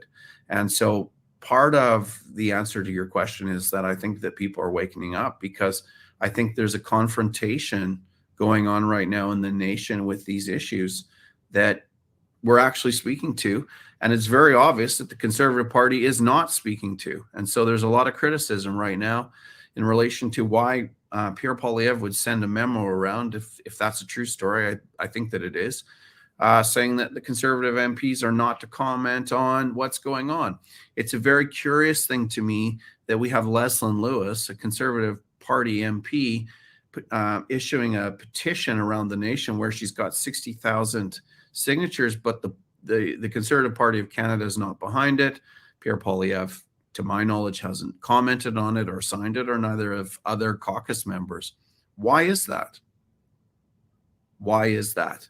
And so I think that there are a lot of people that are awake. They just don't think that we can have a political solution. And I think in this nation, if we're going to protect this amazing country that we have to have these conversations. And that is why myself and thousands of other Canadians have come together to form this party. When I listen to people who say that they don't believe there is a political solution, that really concerns me, because if we don't have a political solution, the alternative to that seems pretty extreme. But those same people seem to have concerns about colonialism. They have concerns about, you know, Canada's attachment to the king. I don't. Where does this new party stand on those kinds of issues? Yeah, it's a really good question. I think it's a tough one, because to have a new party that hasn't won a seat talking about constitutional reform seems like a stretch. But I actually think that that's what we need to be talking about in this country, because it's clear from this last 3 or 4 years that what should be the balance of powers within the systems of government that we have to ensure peace, order, and good government and the rule of law and due process are protected have failed us. And we have courts that are making decisions where Canadians are seeking relief from the courts in terms of charter issues, and those applications are being denied because of little procedural rules when they actually have constitutional merit. And I'm thinking about Brian Peckford's case with the federal court there. So we have all of these systems that Canadians have some real questions about whether they're actually working. We have the politicization of the RCMP, or at least the alleged politicization of it. So I think it's time. The only person and individual in Canada that can actually intervene and interrupt the authority of Justin Trudeau is the Governor General, who Justin Trudeau appoints, and that's a direct linkage to the Crown. I think it's time for Canada to become and form itself as a new nation. I think we definitely need to reforge our country. And I think there's going to be a timeliness to that. I think that the agenda would be to see Canada stay contained as a federal state. It's an amazing, beautiful country with, I believe, a significant purpose to play in this world we're a part of. But we've got to fix some of those issues to prepare us for the next 150 years, because we've got to the spool of thread that has been our 1867 Constitution, I think, has spooled out. And we've seen that there's too many pieces of it that aren't working, and that the nation and the people have been vulnerable to abuse of a minority party, which goes back to my comments about legitimacy of the government and the mandate that they have to make the changes that they've made. So to be clear, here at the end of your book, you talk about accountability, and you say, you say that you remind the Prime Minister that the Minister of Justice, the Governor General swear allegiance to, well, it's Her Majesty, but His Majesty now, the King, not the Prime Minister, and the stakes are very high. Public sentiment requires that Mr. Trudeau and his handlers think carefully on this caution. But as I'm listening to you, well, that to me seems like there's some constitutional protection for the public because of our attachment to the monarchy. Am I hearing you correctly am I hearing this correctly? Are you saying that you would be in favor of decoupling from the monarchy? Yeah, that you're reading from an appendix in the book, which was a memo that I wrote on what I learned from a working committee that was seeking to insert Agenda 2030 principles and displace them from the value framework it's our nation. And so that would have been written late 2020, and it was written for a specific purpose. And I think what I'm saying is that the direction that Trudeau was going in terms of resetting and post-nation stating is a violation of the sovereignty of the Canadian people. Right. And I think I went as far as to suggest that that's treasonous. I think that continues to be my view, especially in light of the fact that those kinds of groundswell changes you would normally expect to be articulated in a platform to get elected or in a referendum. And we've had neither of those. In fact, the direct quote, I think, is COVID has provided us with an opportunity for a reset. And who changes the fabric of a nation because of a health pandemic? So what's the agenda driving these changes? The only explanation, the prima facie explanation, is that there's a migration of our sovereignty away from the Canadian people. That's a big problem. So do I think that the system has failed us? Yes, I do. I think it's failed us, and I think we need to look at constitutional reform at the appropriate time. And I think also, I celebrate the heritage of Canada, Canadian and French, and all the new cultures that come to this country. But perhaps it's time now to decouple from that kind of constitutional monarchy framework that we have and establish ourselves as an independent nation where the people of Canada become the sovereign authority and that our elected officials answer to the people. So this may be premature because the party is so young, but are you then looking at reforming? I hate to use that word because of Fuel Reform Party, but are you looking at a nation that is more of a republic then in structure? I think that's inevitable, but I don't think that to start to have a conversation about reframing the constitutional framework when we haven't actually dealt with the threats that are undermining the existing stability of the nation and the security of this nation. I don't think it's timely, but I think that we've got to look at how we got here, and we've got orders in council being made that aren't even being brought in the midst of the pandemic that are radically changing this nation, and we've got other issues that are going on that I think have left a lot of conservatives scratching their head too, just on value issues like Bill C4, the conversion therapy bill, we have every single Conservative MP signing that, which will assign parents a criminal indictment in the event that they pray for, counsel, or take their kids to someone to talk about not changing their gender. A criminal offense for that, when sexual tampering may only be 2 years. I mean, 5 years for parents going to jail.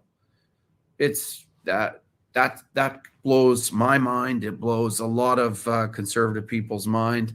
And it's just a conversation. If you talk to conservative MPs about it, it's kind of, there's like a quiet embarrassment, and it's like, let's move on. But that happened.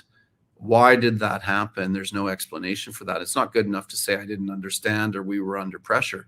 That's the whole point of having an elected representative from the grassroots of a community. And so I know I sat on a conservative EDA, and I know the feeling of the sentiments of conservative people out there in Canada who are saying we're trying to from the bottom up push some of the value issues that we want to discuss, and we never get to push past the chair of the EDA or the policy committees, because there's so much policy being pushed down that's being driven by how we get elected. That then it's actually a betrayal of the whole purpose of local representation. We've got to get back to those grassroots values. Does the party have a constitution at this point? Even in the PPC, I think there's some dysfunctionality there because they still lack some formal structure, and there's, I know within that party, some criticism from the grassroots that they've lost touch with the grassroots. What are you doing in that regard with what you're seeking to accomplish? Yeah, well, my goal is we're working on the constitution now for the party. We basically are developing it from some of the existing constitutions that are out there that we see working within the conservative framework across the country. And we plan to have that installed and active by the end of June of this year. Okay. So we've only just gotten ourselves established as a party pre-Christmas. And so I think that's reasonable to kind of bring the membership along and have the necessary AGM and put that in place.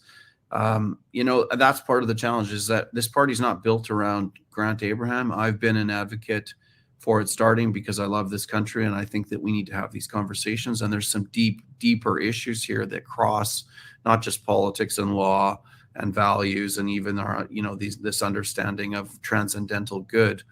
But I'm not building the party around me as a personality. In fact, I'm not involved at a director's level. I've actually set it up so that I'm very transitionable to another leader. But we've got to break ground into this conversation right now. So that's, in this sense, it's a party for the people. Maybe I just need to be an icebreaker so we have these conversations and get this going. And there may be more competent leaders that come along as this develops. But right now, we have to break into the framework of the status quo and have these conversations about these issues that you and I are pinging off of today, Rick. So yeah, no, it is a party that's going to move to its own constitution. It's going to have its annual general meetings. It's going to have its policy meetings. It's going to operate in the same way that I see other parties that are accountable in those governance frameworks functioning, for sure. And tell me a little bit more about what's going on with this by-election in Durham. Well, the by-election in Durham has happened because that was Aaron O'Toole's riding. He resigned in August of last year. It was called about 9 days ago. The election's on March 4th. And that's a very interesting riding because it's a riding of 120,000 people. There's 98,000 people on the ballot. Only about 40,000 vote, which is very interesting to me. There was one anomaly there after COVID where there was 60,000 out, but the standard kind of voting bar is about 40,000 people, which means the MPs there are being decided with like 17,000 votes. And it's a really interesting conversation. There seems to be some good people running. I haven't met them yet in terms of the PPC and the Conservative Party. And I think people have to look into who these people are and do their due diligence. But I think my message for the people of Durham is that there is a huge nation out there where there are discussions now coming from around the nation that are playing out in that constituency, and that Canada, and maybe this is part of being, the biggest, most populous province in the country, is that maybe you just aren't vibrating here as much with some of the freedom value issues that are going on because of the larger stability of population or whatever. But these issues really, this is the first platform that these things are being engaged and being played out in. And so I think as I'm going around, I'm certainly opening them up. As I have these conversations, Rick, it's fascinating because people are like, yeah, you know what? You're right, Grant. You're right about that. You're right about that. I'm going to think about that. And I like that because it's opening up the minds and hearts of Canadians who actually feel the pulse of our problems. And they're saying, yeah, you know what? You're right about that. I'm going to think about that. And that's what I'm called getting away from this muscle reflex of just voting for Liberals or Conservatives because we want to keep someone else out. Our country's going over a cliff edge with this sovereignty issue, and it's not enough to keep Justin Trudeau out. We actually need to engage our sovereignty in these discussions. It's the biggest threat to our country. And even though it's highly unlikely that you would form the next government because you're a new party, why is it important to get at least one seat in Parliament? Well, I think one seat provides that platform, but I think maybe the more expensive question is look at what the NDP have done as minority seat holders within a minority government. They've been able to influence strongly left policy influences into the Liberal Party, almost to the point of making themselves irrelevant. But nonetheless, their seats have created an influence, even though they could never form government on their own. So I think your calculus is probably right. It's a very short run to the next general election, even under the normal staging of elections. And I think that the whole point of running in this Durham election is to set us up across the nation. And we're building now to be able to place MP candidates in as many seats as possible across this nation for the next general election. So in that sense, Durham is a flashpoint in this discussion because it's changing the calculus. And I also think that there's voters out there, like you alluded to, the convoy Conservatives, that are going to look at this message and resonate because it's not career politicians. It is grassroots Canadians that have got fed up with the political establishment, and they're looking for a voice. And so we'll see what the response is. There's a lot of people that love this nation. They're deeply frustrated because they're orphans politically. And this is a home for them that can actually bring this voice so we can establish a smaller government in our nation, allow people to be free, prosperous, and put our nation back to its status of greatness. This is the discussion. Grant, if people want to get involved, support you, do you have a website? How can they contact you? Yeah, you can. We're going to have Facebook pages in relation to this by-election. Our website for the moment is called upcanada.org, upcanada.org. It will change to the United Party of Canada after this by-election. We couldn't make any changes because there was a by-election that we were participating in. And you'll be able to see the framework of what the party's about. There's a lot of different interviews on there from me commenting on different issues across this country off of the book. And it'll be able to give you a taste of where the party's going. And essentially this party is fiscally conservative, and it weaves in strong conservative social conservative values into the mix for our nation. So that's the website. Yeah. And so that's our official logo at the top, and that is changing. That'll be changing March 4th. So we couldn't change that. So, but anyways, that's where we're at right now. Well, you're forgiven. It's a brand new party, and you have a lot of ground to cover and not a lot of time to get there, because I think we are on the edge of an election very soon. Obviously, it has to happen by 2025. So you've got to hit the ground running, and you have in Durham. That's the start. So we're at it hard now. Okay. Grant Abraham, is there anything else you'd like to add or think that we might have missed? No, I think that's good. If there's other questions, I'm happy to answer them, but we covered a lot there. Well, I think we have covered all the ground today, but I hope you come back and come back often. And you're always welcome here as the by-election unfolds and as we get into the next federal election. It's been an absolute honor, a privilege to have you on. This is very exciting stuff. So I'm really glad that you could do this with us today. Yeah, thank you very much, Rick. Appreciate it. Okay, bye-bye.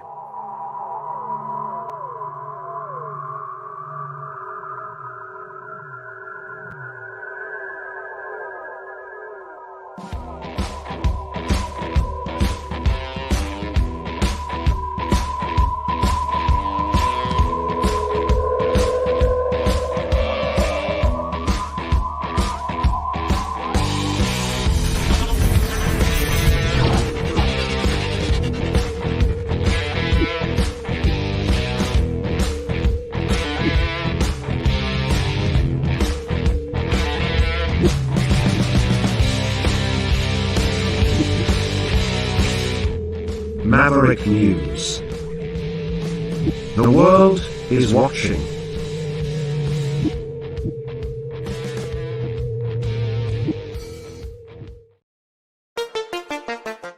The New World Order. Government overreach. The Great Reset. Mainstream media lies. Now more than ever, independent voices are needed. Donate now at freedomreporters.com. That's freedomreporters.com. Maverick News. The antivirus program for your mind.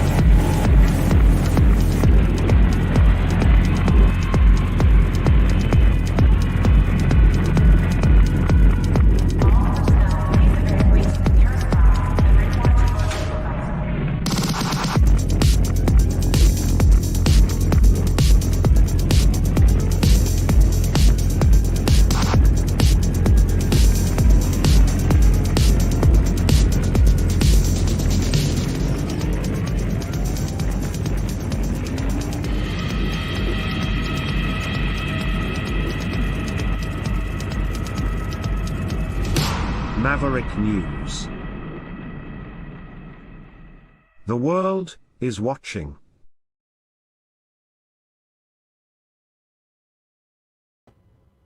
Okay.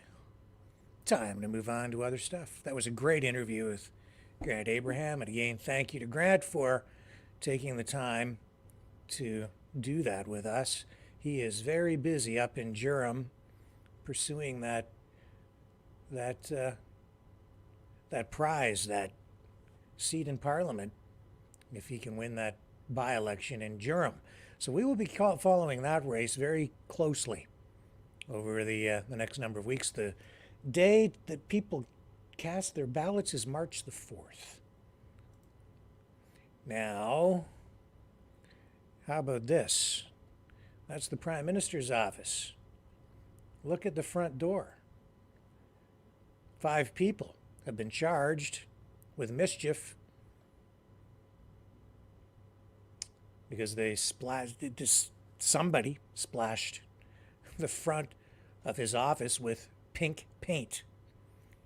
Red, pink, pinkish red paint. It's the second protest of this type in less than a year by a group that has claimed responsibility for this called Last Generation Canada. They are a self-described civil resistance group. They were formerly known as On to, number 2, Ottawa. They say they're committed to demanding government action on the climate crisis. You know, the thing about people on the left side of the political spectrum, in my observation, is that they tend to self-destruct. Even those politicians who are on side with them, they still target them. They're never satisfied. Even their allies end up being targeted at some point. I think it's because they sort of run out of people to blame and victims to attack, but that's just been an observation. I've seen NDP governments, like Bob Rae's provincial government, his NDP government in Ontario, self-destruct as well. Once they were in power, the unions that helped get them elected turned on the government and decided they weren't happy because the government wasn't giving them everything that they wanted. Anyway, a spokesperson for the group, Laura Sullivan, says that they want a national firefighters agency that could better prepare the country for wildfires. So Ottawa police have issued a release. They say 5 people were arrested while blocking the intersection outside the building, and all 5 of them now face mischief charges. And the spokesperson for this civil resistance group says they are a non-violent organization, and this is a non-violent campaign. Their pink paint targets have included a mammoth replica of the Royal BC Museum in Victoria, a Tom Thompson painting at the National Gallery of Canada, which is in Ottawa, as well as the Toronto sign in Nathan Phillips Square in downtown Toronto. The group says they opt for pink paint because it's a bold and eye-catching color. And they say that they are focused on drawing attention to the human destruction wrought by climate change. On to Ottawa. Protester Casey Hatherley also entered a plea of not guilty to trespassing and paid a $600 fine after she was arrested during the Juno Awards in 2023 in Edmonton.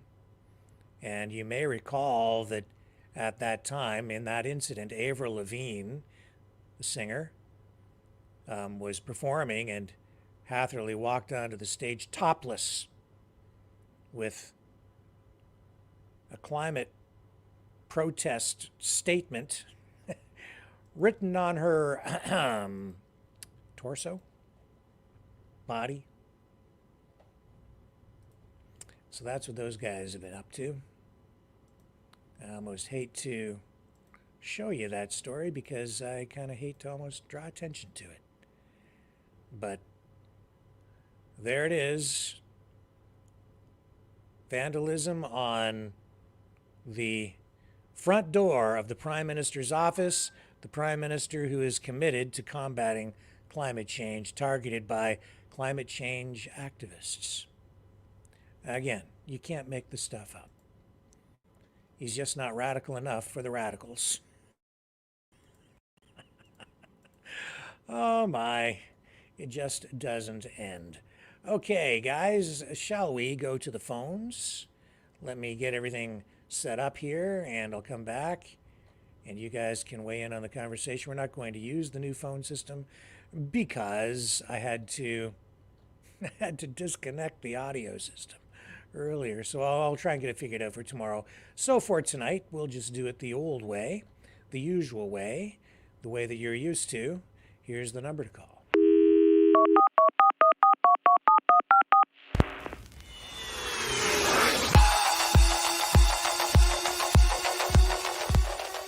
Join the conversation. Call 1-833-975-3733. That's 1-833-975-FREE. Speak up.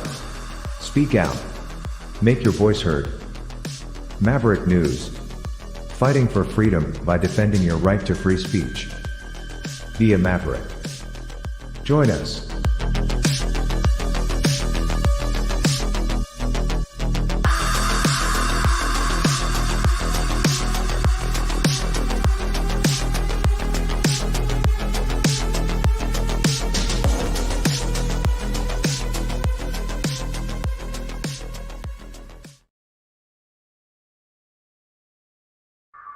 Hello, world. Are you awake?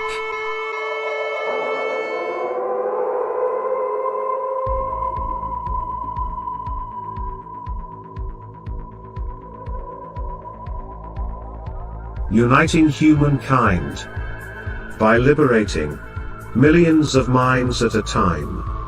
Maverick News. The world is watching.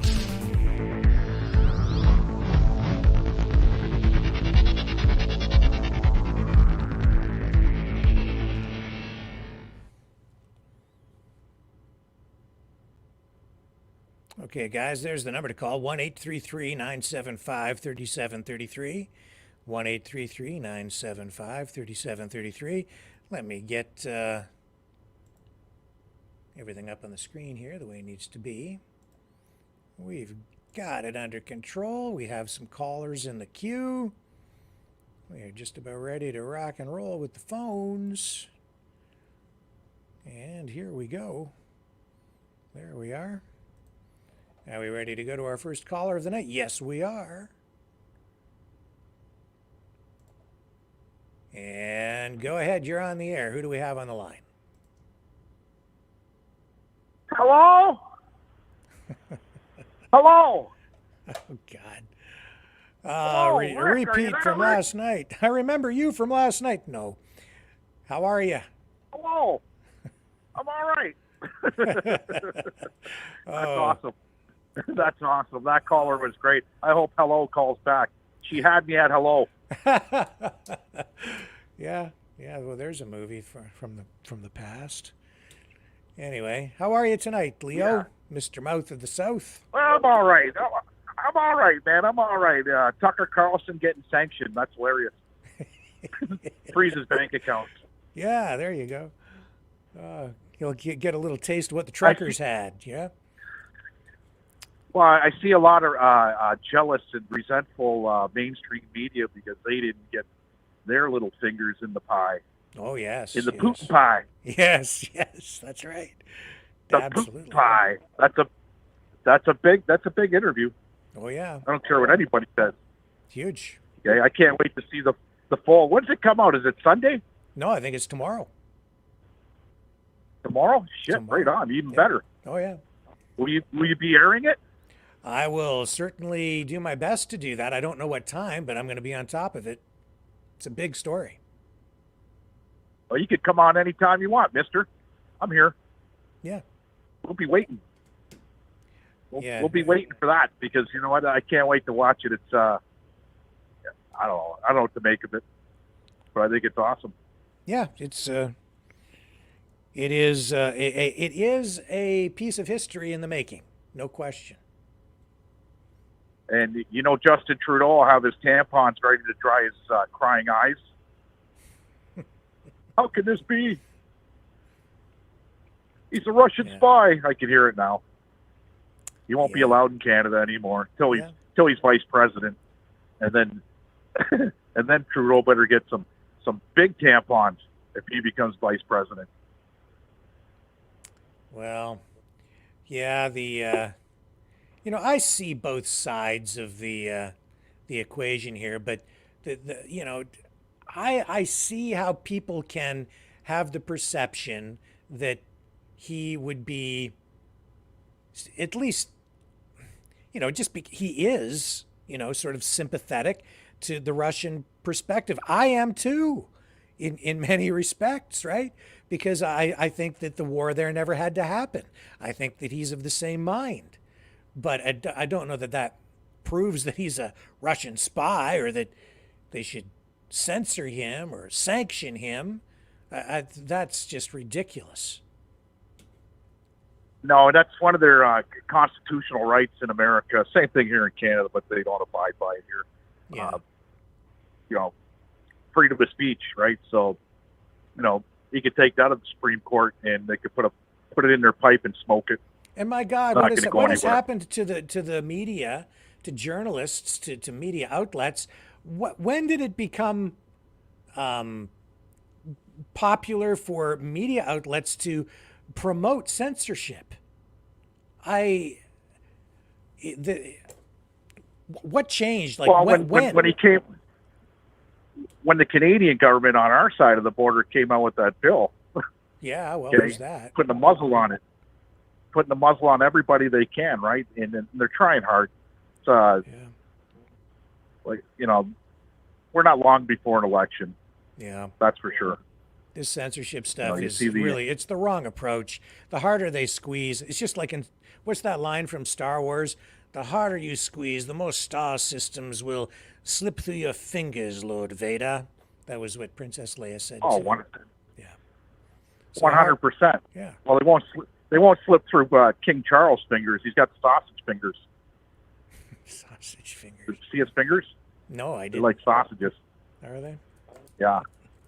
Yeah, other podcasters out there made a point of it. And they showed it, you know what I mean? He's got some big-ass fingers. It's like he's Polish. Not saying anything bad about Polish people, but here's a story for you.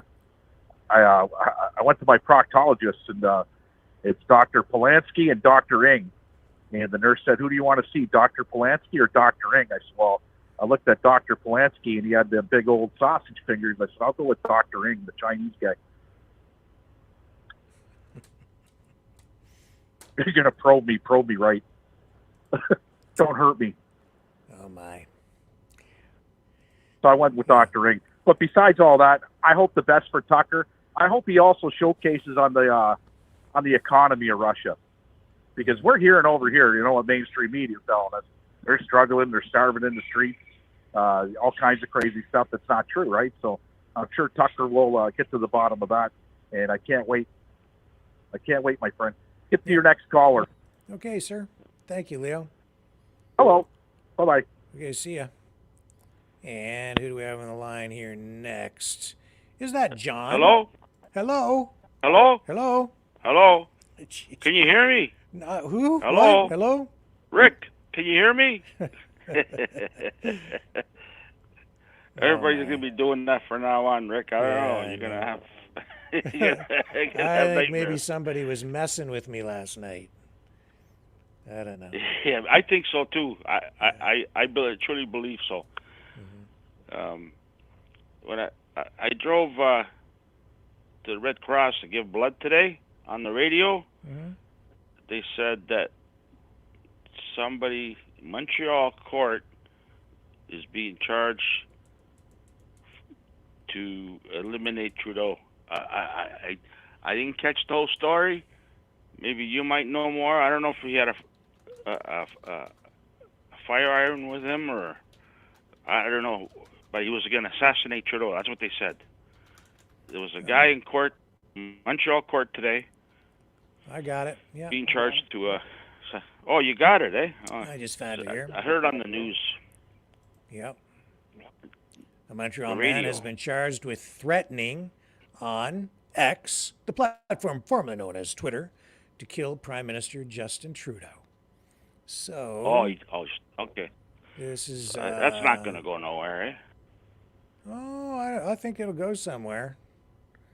So the RCMP says that it is not the first time Quebec RCMP have investigated threats made toward Trudeau, and the number of these crimes directed at him is increasing.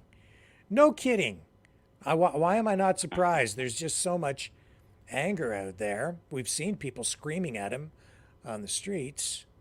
And I've been saying they need to increase the security around Trudeau because they've been letting him walk right out into the crowds of people. He needs protection. I don't want anything bad to happen to him. That would be a terrible thing. I mean, I don't wish harm on anyone. And, it's very risky for him to just be walking down the street right now. The public is enraged. So the RCMP's Integrated National Security Enforcement Team is leading the investigation. This guy's name is... Let me see if I can get this guy's name. Probably a French dude, eh? Clarissou. Francois. Paul Clarissou. Clarisou. 30 years old. Let's see if we can get a picture or something of this guy. Interesting. They're gonna slap him with a tampon to make him talk.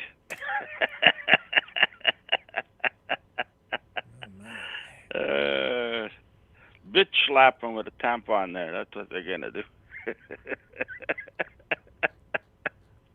You guys. That's just shit you hear. And then driving home, I heard that U.S. bombed Baghdad, and I thought Baghdad was in Iran. So I was sending everybody text messages, World War III, World War III. And then I found out that it's in Iraq. I go, oh shit, my mistake. Yeah. Well, I thought Baghdad was in Iran, No. Oh, no. But they bombed. You don't even hear about that on the media anymore. The news, they don't even talk about it. You know what I mean? They should be talking about it. Yeah. Do you remember during the Gulf War? What was that PR guy's name? Was it Baghdad Bob? He was. Oh, what was it? He was also known as Baghdad Bob. Do you remember that? I heard that name before. Yeah, he was the press secretary essentially for Saddam Hussein, and even as the Americans were in it was complete devastation. Saddam Hussein was done. The American troops were rolling into Baghdad, and he was still telling the American media that Saddam Hussein would prevail, and it was just so ridiculous. His interactions with the media at the time. I mean, the ultimate liar, that guy. It became kind of a living meme, is what it was. It was ridiculous. Yeah. He just stood there and just bald-faced lies. Oh no, we're winning the war. As the American troops are rolling tanks into the capital of but Iraq. Something's going to happen. Like today that Yahoo Jew there, he's not going to pause the war. He's going to keep going. He wants to eliminate all of them, eh? He doesn't care. He wants to him, it's a sport. That's what it is. It's a sport to eliminate as many Palestinians as you can. Well, and it's... I'm telling you. I'm telling you. Well, can we just try to... Can we use some more carefully chosen words, maybe?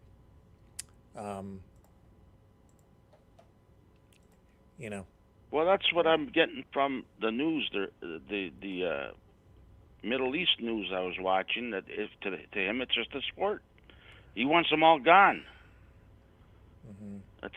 He wants them to go to Egypt, and Egypt doesn't want them because they know what's going on. They want to take over, right? So, but anyways, it's not happening. This is going on and on.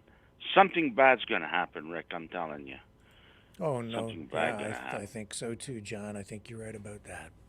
We're on a bad path, and Yesterday I was watching. Yesterday I was watching Scott Ritter late last night, and there was a new one he just put out yesterday, and he's saying that this Netanyahu has got to go. He's got to go. He says he's got to go. They got to get him out. Was it Shadow? Was Shadow? I think I was watching last night. They had Oliver Stone. This is going back before the war started, and he interviewed that Yahoo Jew, and he says this guy is evil. He says they got to get rid of him, and this was before they got rid of him, and then he came back. Oliver Stone, that interview. I got it. I think it was on Shadow last night. That one of the talk shows I was listening to after yours, but no, it wasn't Shadow. It was I think it was the Dean show. The Dean show. Dean Blundell. He had Dean. I don't know. I don't yeah, watch. you can go. Actually, don't watch. I have no idea. You can go on there after the show and look at last night's show. Real Deal Media. Dean Ryan. Yesterday was World at War. You should go on there. You get a good laugh with that Obama video. There's a new Obama video out with Michelle Obama. It's a real. It's a song, eh? It's really it sticks in your head. Michelle is a man, you know. Anyways, it's a video, and if you'll make you laugh. I'm telling you right now. It's only about 2 minutes, and but it's on that show. If you're probably into stuff like that, it'll give you a bit of a laugh, relax a bit. All the tension from us guys tweeting. You go, don't tweet that. You're gonna get me banned. Hey, you're going. Hey, don't do that. Oh, don't say that. You're gonna get me banned. He also said, he might know something. He also said, X is going to start in Great Britain, in England. It's going to start there, and it's going to come over here. And what do you mean? What's going to? Everything's going to. What? X. X. Oh, disease X. I thought you were talking about X, the social media platform formerly known as Twitter. No, everything's called X today, Rick. Hey, That's everything's right. called X. That's true. So, but he said it's going to start in England, and who's saying it's going this? to come over here, Who's North saying America. Who said that? Who made Dean. that? Oh, Dean. The Dean dude. Real Deal Media. Okay. It's on Rumble. It's on and Rumble. how does he know? I don't know. That guy, he knows things. He's like you. He knows things. Clairvoyant. He also said, now this one he says, I'm predicting that the king won't last this year. He's gone. And that's what made me go out this morning. I went and bought a tube of King Charles III coin, Great Britain ones. And they had them in stock, so I says, I'm buying it before they sell out. I got them cheap today. They'll be like 4 or 5 times the price and after he's gone. And the guy told me that next week or the week after they're getting the 2024 ones, which are Canadian. They got the leaf and got his head on the front. They're coming in next week or the week after. So I'll probably get one of those. I don't have a lot of coins, Rick, but I do collect. When I see a value, I do collect them, right? Because I see a value for something. I don't like the guy. You know, I see today, the news today, King Charles, I'm not much of a fan of him, though. He's crooked as a $3 bill. And then I was watching today with him and Carmela. He's still alive, obviously. and his son, he had all his. He's getting ready to take over. Right? He had his suit, military uniform on, and standing there like a Dave Keon's hockey stick, straight as an arrow. Watching his dad. Anything his dad says, he'll do. He just wants that job real bad. He looked in his eyes and he wants that job. And he wants to be king. Whatever his name is, his son. Mm-hmm. Not the red hair one, the other guy. But he's getting ready, and they showed it today. And it made me laugh. I said to that guy, what people will do just to become king, eh? It's like Trump. Well, he'll do anything to become president again. Who the hell wants to be king? Who the hell wants to be president when you got all that money?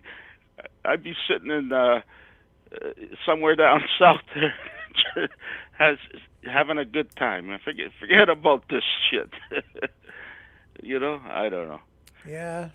Don't need it. Don't want it. Gotta wonder why somebody would want it. Tough gig. I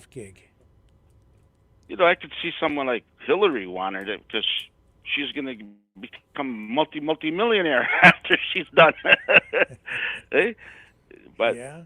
Trump doesn't need the money. No. But I notice everybody they're millionaires. They're so cheap.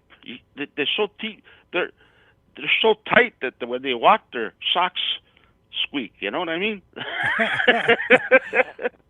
They just when they open their wallets, you get flies and moss and it squeaks. You got to oil it. No, for Halloween, you go to the bridle path with the gates, and they let the pit bull out to get you. I don't know. Yeah, it's tough. Oh, did you get my fake $20 bill I sent you today? I sent it Sunday. You should have got it by now. No, I didn't. I gave Leo one too. I don't know what he did with it, but it looks so real. I put it on the ground, and I just watch people look at it, and then they kind of step on it, like nobody's looking at them, and then they bend over and pick it up. Oh my God! I got a whole stack of them from the bike show. You sent me a fake $20 bill. Oh, that's yeah. It's probably worth more than the real thing. Probably. Yeah. You can kind of stash it and see if your kids will pick it up. I think upstairs I have a Donald Trump $1 million bill. Oh yeah. Yeah. I have that. A $1 million bill with Donald Trump's face on it. $1 million bill. Yeah. So he's got his own currency, and he's not even one of the dead presidents yet. Yeah, he's got a coin too, with silver dollar coin with his face on it. Oh yeah. Not that I don't know if that might be worth something, I don't know, but he wants too much money for it. If it's made of silver, it's worth at least what the silver is worth. The king coin, I paid $38 for it. Did you just get one? I bought a tube. There's 20. A roll. Okay. Back then, about 5 years ago, I bought a maple leaf, the Toronto, the Canadian maple leaf coin. Yeah. I paid $20 each. Now they're worth $45. How many years have you been sitting on that? About 5 years. Yeah. I just started collecting them. But what I learned is, say if you collect coins, it's best to buy maple leaf or Canadian coins. Mm-hmm. Okay, because you can take them across the U.S. border or any border and not pay duty on it. Yeah. If you got American coins and you take it across the American border, you got to pay duty on that. I didn't know that. But the Canadian ones, that's what the guy told me. I sit down with these guys. I know I go to 2 different places, and they're all, I think they're from Gaza. There's those. I think the Palestinians. I don't know. I didn't ask them, but they look like the Palestinians, but they're all into gold, or they're part of Jews. They're all Jews there, right? So they're Palestinian Jews. Well, they're Jews. They're Jews. They, you go into a lot of these jewelry shop and they're running in a mall. Well, okay. But anyhow, yeah. Okay. Well, I've got some other callers queued up here, John. So I'm gonna move on, my friend. Right on. Okay. All right. Thank you. Take care. Thank Thanks you. I'm looking forward to the fake $20 bill. Thank you. You let me know if you get it, because I want to send you another one. Okay. But I want to make sure you get this one first. Okay. Nobody. All right. I don't trust the post office, Rick. Bye. See ya. Bye. All right. Who's on the line here with us next? Go ahead. Hello. Go ahead. Hello. Hi. Hello. Can you hear me? I can indeed. Okay, because we're getting the same thing as we did last night. Well, you just go ahead and talk. They're all screwed up thing. Anyways, did Trump lose against Biden? I can't hear you. No. What? No, the election has not happened yet. Okay, so what is it that I read on the news or in the newspaper what is the GOP? The Grand Old Party, that's the Republicans. Okay, I guess he didn't make it on the ballot. You're talking about Nikki Haley losing to none of the candidates, which was a story we talked about earlier in the broadcast. So you're just maybe a little confused about what happened. She was on the ballot for the primary, and she lost to a write-in, which was none of the other candidates, and so she lost to nobody. And Trump wasn't on that ballot because of the way the system there works.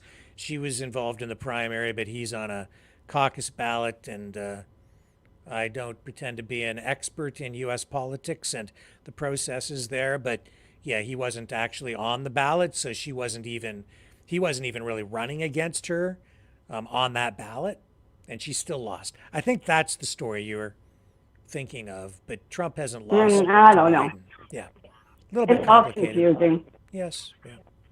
Yeah, because didn't Trump get found guilty or something? I read. Well, there are so many charges that they've leveled against him. He's facing so many lawsuits. Has he been found guilty on anything? There are a couple of things that he was, he's being forced to pay, fines or, penalties, millions of dollars for various things. You are your mouth is behind the speakers. You're still talking, but there's no one there. Yeah, it's a delay. It's a delay. Yeah. Yeah, it's a weird delay. Yeah. Oh, it's not happening again tonight. Well, yesterday was a nightmare. Well, at least we're having a chat tonight, and I'm glad that you called back and finally got a chance to share your thoughts. Is there anything else you'd like to share with us as you wrap up for this evening? Yeah. So, what the heck is Trudeau doing now? These are pretty broad, general questions. What is he doing now? You have to be a little more specific. Generally, he was in question period, and he was doing this thing about car theft. What the heck? I never heard. There's a lot of cars being stolen? Yeah, well, there's been a huge increase in the number of car thefts and crime in general since he became prime minister. Where? Everywhere. Where in Ottawa? Everywhere across the country. In many well, cities. I live in Niagara. I live in Niagara region, and I haven't heard any of car thefts in my area. I guess we're not part of the cool gang, and people aren't stealing cars here. I don't know. I'd have to look up the stats on Niagara region, and I don't have them at my fingertips tonight. So Okay. Okay. Anyways. All right. Well, listen, you have a So great do you think, okay, hold on, one question. Do you think Poilievre will be the next prime minister? I think that's likely. It just. Well, he's a little bit better than Trudeau. Well, we have a prime I've minister said now. many times that Justin Trudeau is the worst prime minister in Canadian history. So it doesn't take much. Yeah, he is. That's right. Yeah. Yeah. I think we called him crime minister. Many people do. It's And did Freebase Freeland step down or something? No, not that I'm aware of. Where do you get your what crazy news programs are you watching where you're getting these stories and testing me like this? I don't know. I'm hearing this that Freebase Freeland, that's what they're calling her, is stepping down or something because Trudeau's going to lose or something. Won't she become the next prime minister or something? Well, she is the deputy prime minister, so if Trudeau were to resign or something, then yeah, she would probably become the interim leader. And when he's not able to fulfill his duties, then she steps into that role to, take up, to just get the job done. That she just fills that role as deputy prime minister. It's not a guarantee that she would become the leader of the party or the prime minister if he were to step aside. They'd have to have a leadership convention, and then it would have to go through the process, and then she might run, she might seek the leadership, she might not. I don't know. Others It'll might be worse. It may well be. It'll be worse if she... Could be. Oh, I tell you, this country's going to crap, to pot. It's already gone to pot. Justin Trudeau legalized it.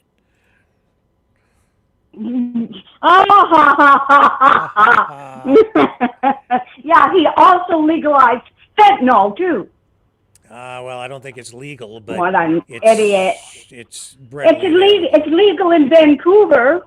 Fentanyl? It's legal in Vancouver. I think they are. I think they do have some sort of a safe supply program in place for including fentanyl. Yes, I think that's true. Yeah, and they're killing. Fentanyl's the #1 killer. People die every day of fentanyl overdoses. Yes, well, it's a big issue. No question about it. Coming in from overseas. overseas. My friend almost died in my house. My friend almost died in my house over fentanyl overdose. Really? I told him, I told the paramedics, make him not dead. I don't want people dying in my house, thanks. Well, okay. Make him not. Make him not Make dead. him not dead. Well, well, listen, it's Monique, Make him right? not dead. It's Monique? Yes. Yeah. Listen, I'm going to wrap up, Yes. Monique, because the clock is ticking here, and it's time to just kind of get things wrapped up, okay? Okay. All right, thank you. You have a good night, and I hope everything works out with this phone debacle. Oh, well, we'll get it all sorted out. Thank you for calling in. Okay, have a great night. You too. Love Bye. you. Take care. Bye. Yeah. Well, that was Monique. That Monique was the person who called in last night and kept saying hello over and over and over again. I recognized the voice, and I'm glad she called back tonight so she could have her chance to share her thoughts. And we're going to wrap up here for the evening, folks. It's been a great broadcast. Grant Abraham was a great interview. Really appreciate him coming on and sharing the announcement that there is a new political party in Canada, the United Party of Canada.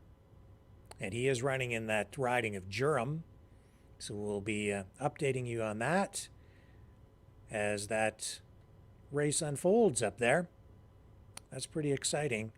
And just looking at the numbers and the way everything is set in that riding, you know, I think that just about anything could happen up there, even though it's been a conservative stronghold, I think, for, well, many elections now, maybe even the last 20 years or so. So that's Aaron O'Toole's old riding, former leader of the Conservative Party. And it's going to be a very interesting race. Now, you can support this program by donating at maverickdonations.com or at freedomreporters.com. Any donation of $60 or more, and I will send you one of these Maverick News shirts with the embroidered logo right there, just like this one. I've got a short sleeve, and this one's a long sleeve. We have these long sleeve shirts. Also we have hoodies. Again, $60 or more. I can send you a hoodie. Just tell me what you want, including the size, when you make the donation, and I'm happy to send you that. A $30 donation or more, and I will send you a T-shirt with the Maverick logo on the front.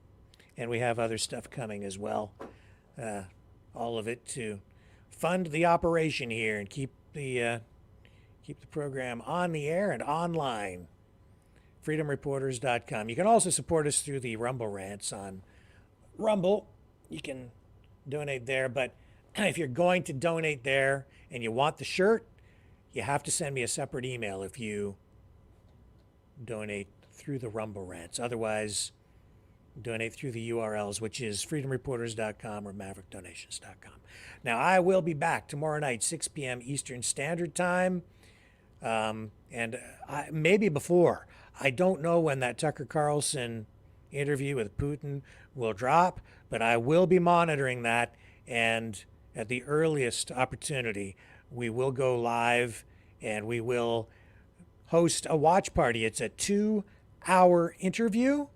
So we'll run it, and if I can find out what time it's happening, we'll coincide with that. We'll simulcast it, do a watch party. You guys can join, and maybe even call in, or I'll maybe put the video link up, and you guys can join in the broadcast, and we'll watch Tucker interview Putin, the biggest interview of the year, maybe the biggest interview of the decade. It's a big one. A really big one. I will see you all back here tomorrow on the Maverick News Channel, where we have the antivirus programs for your mind. Catch you on the flip side.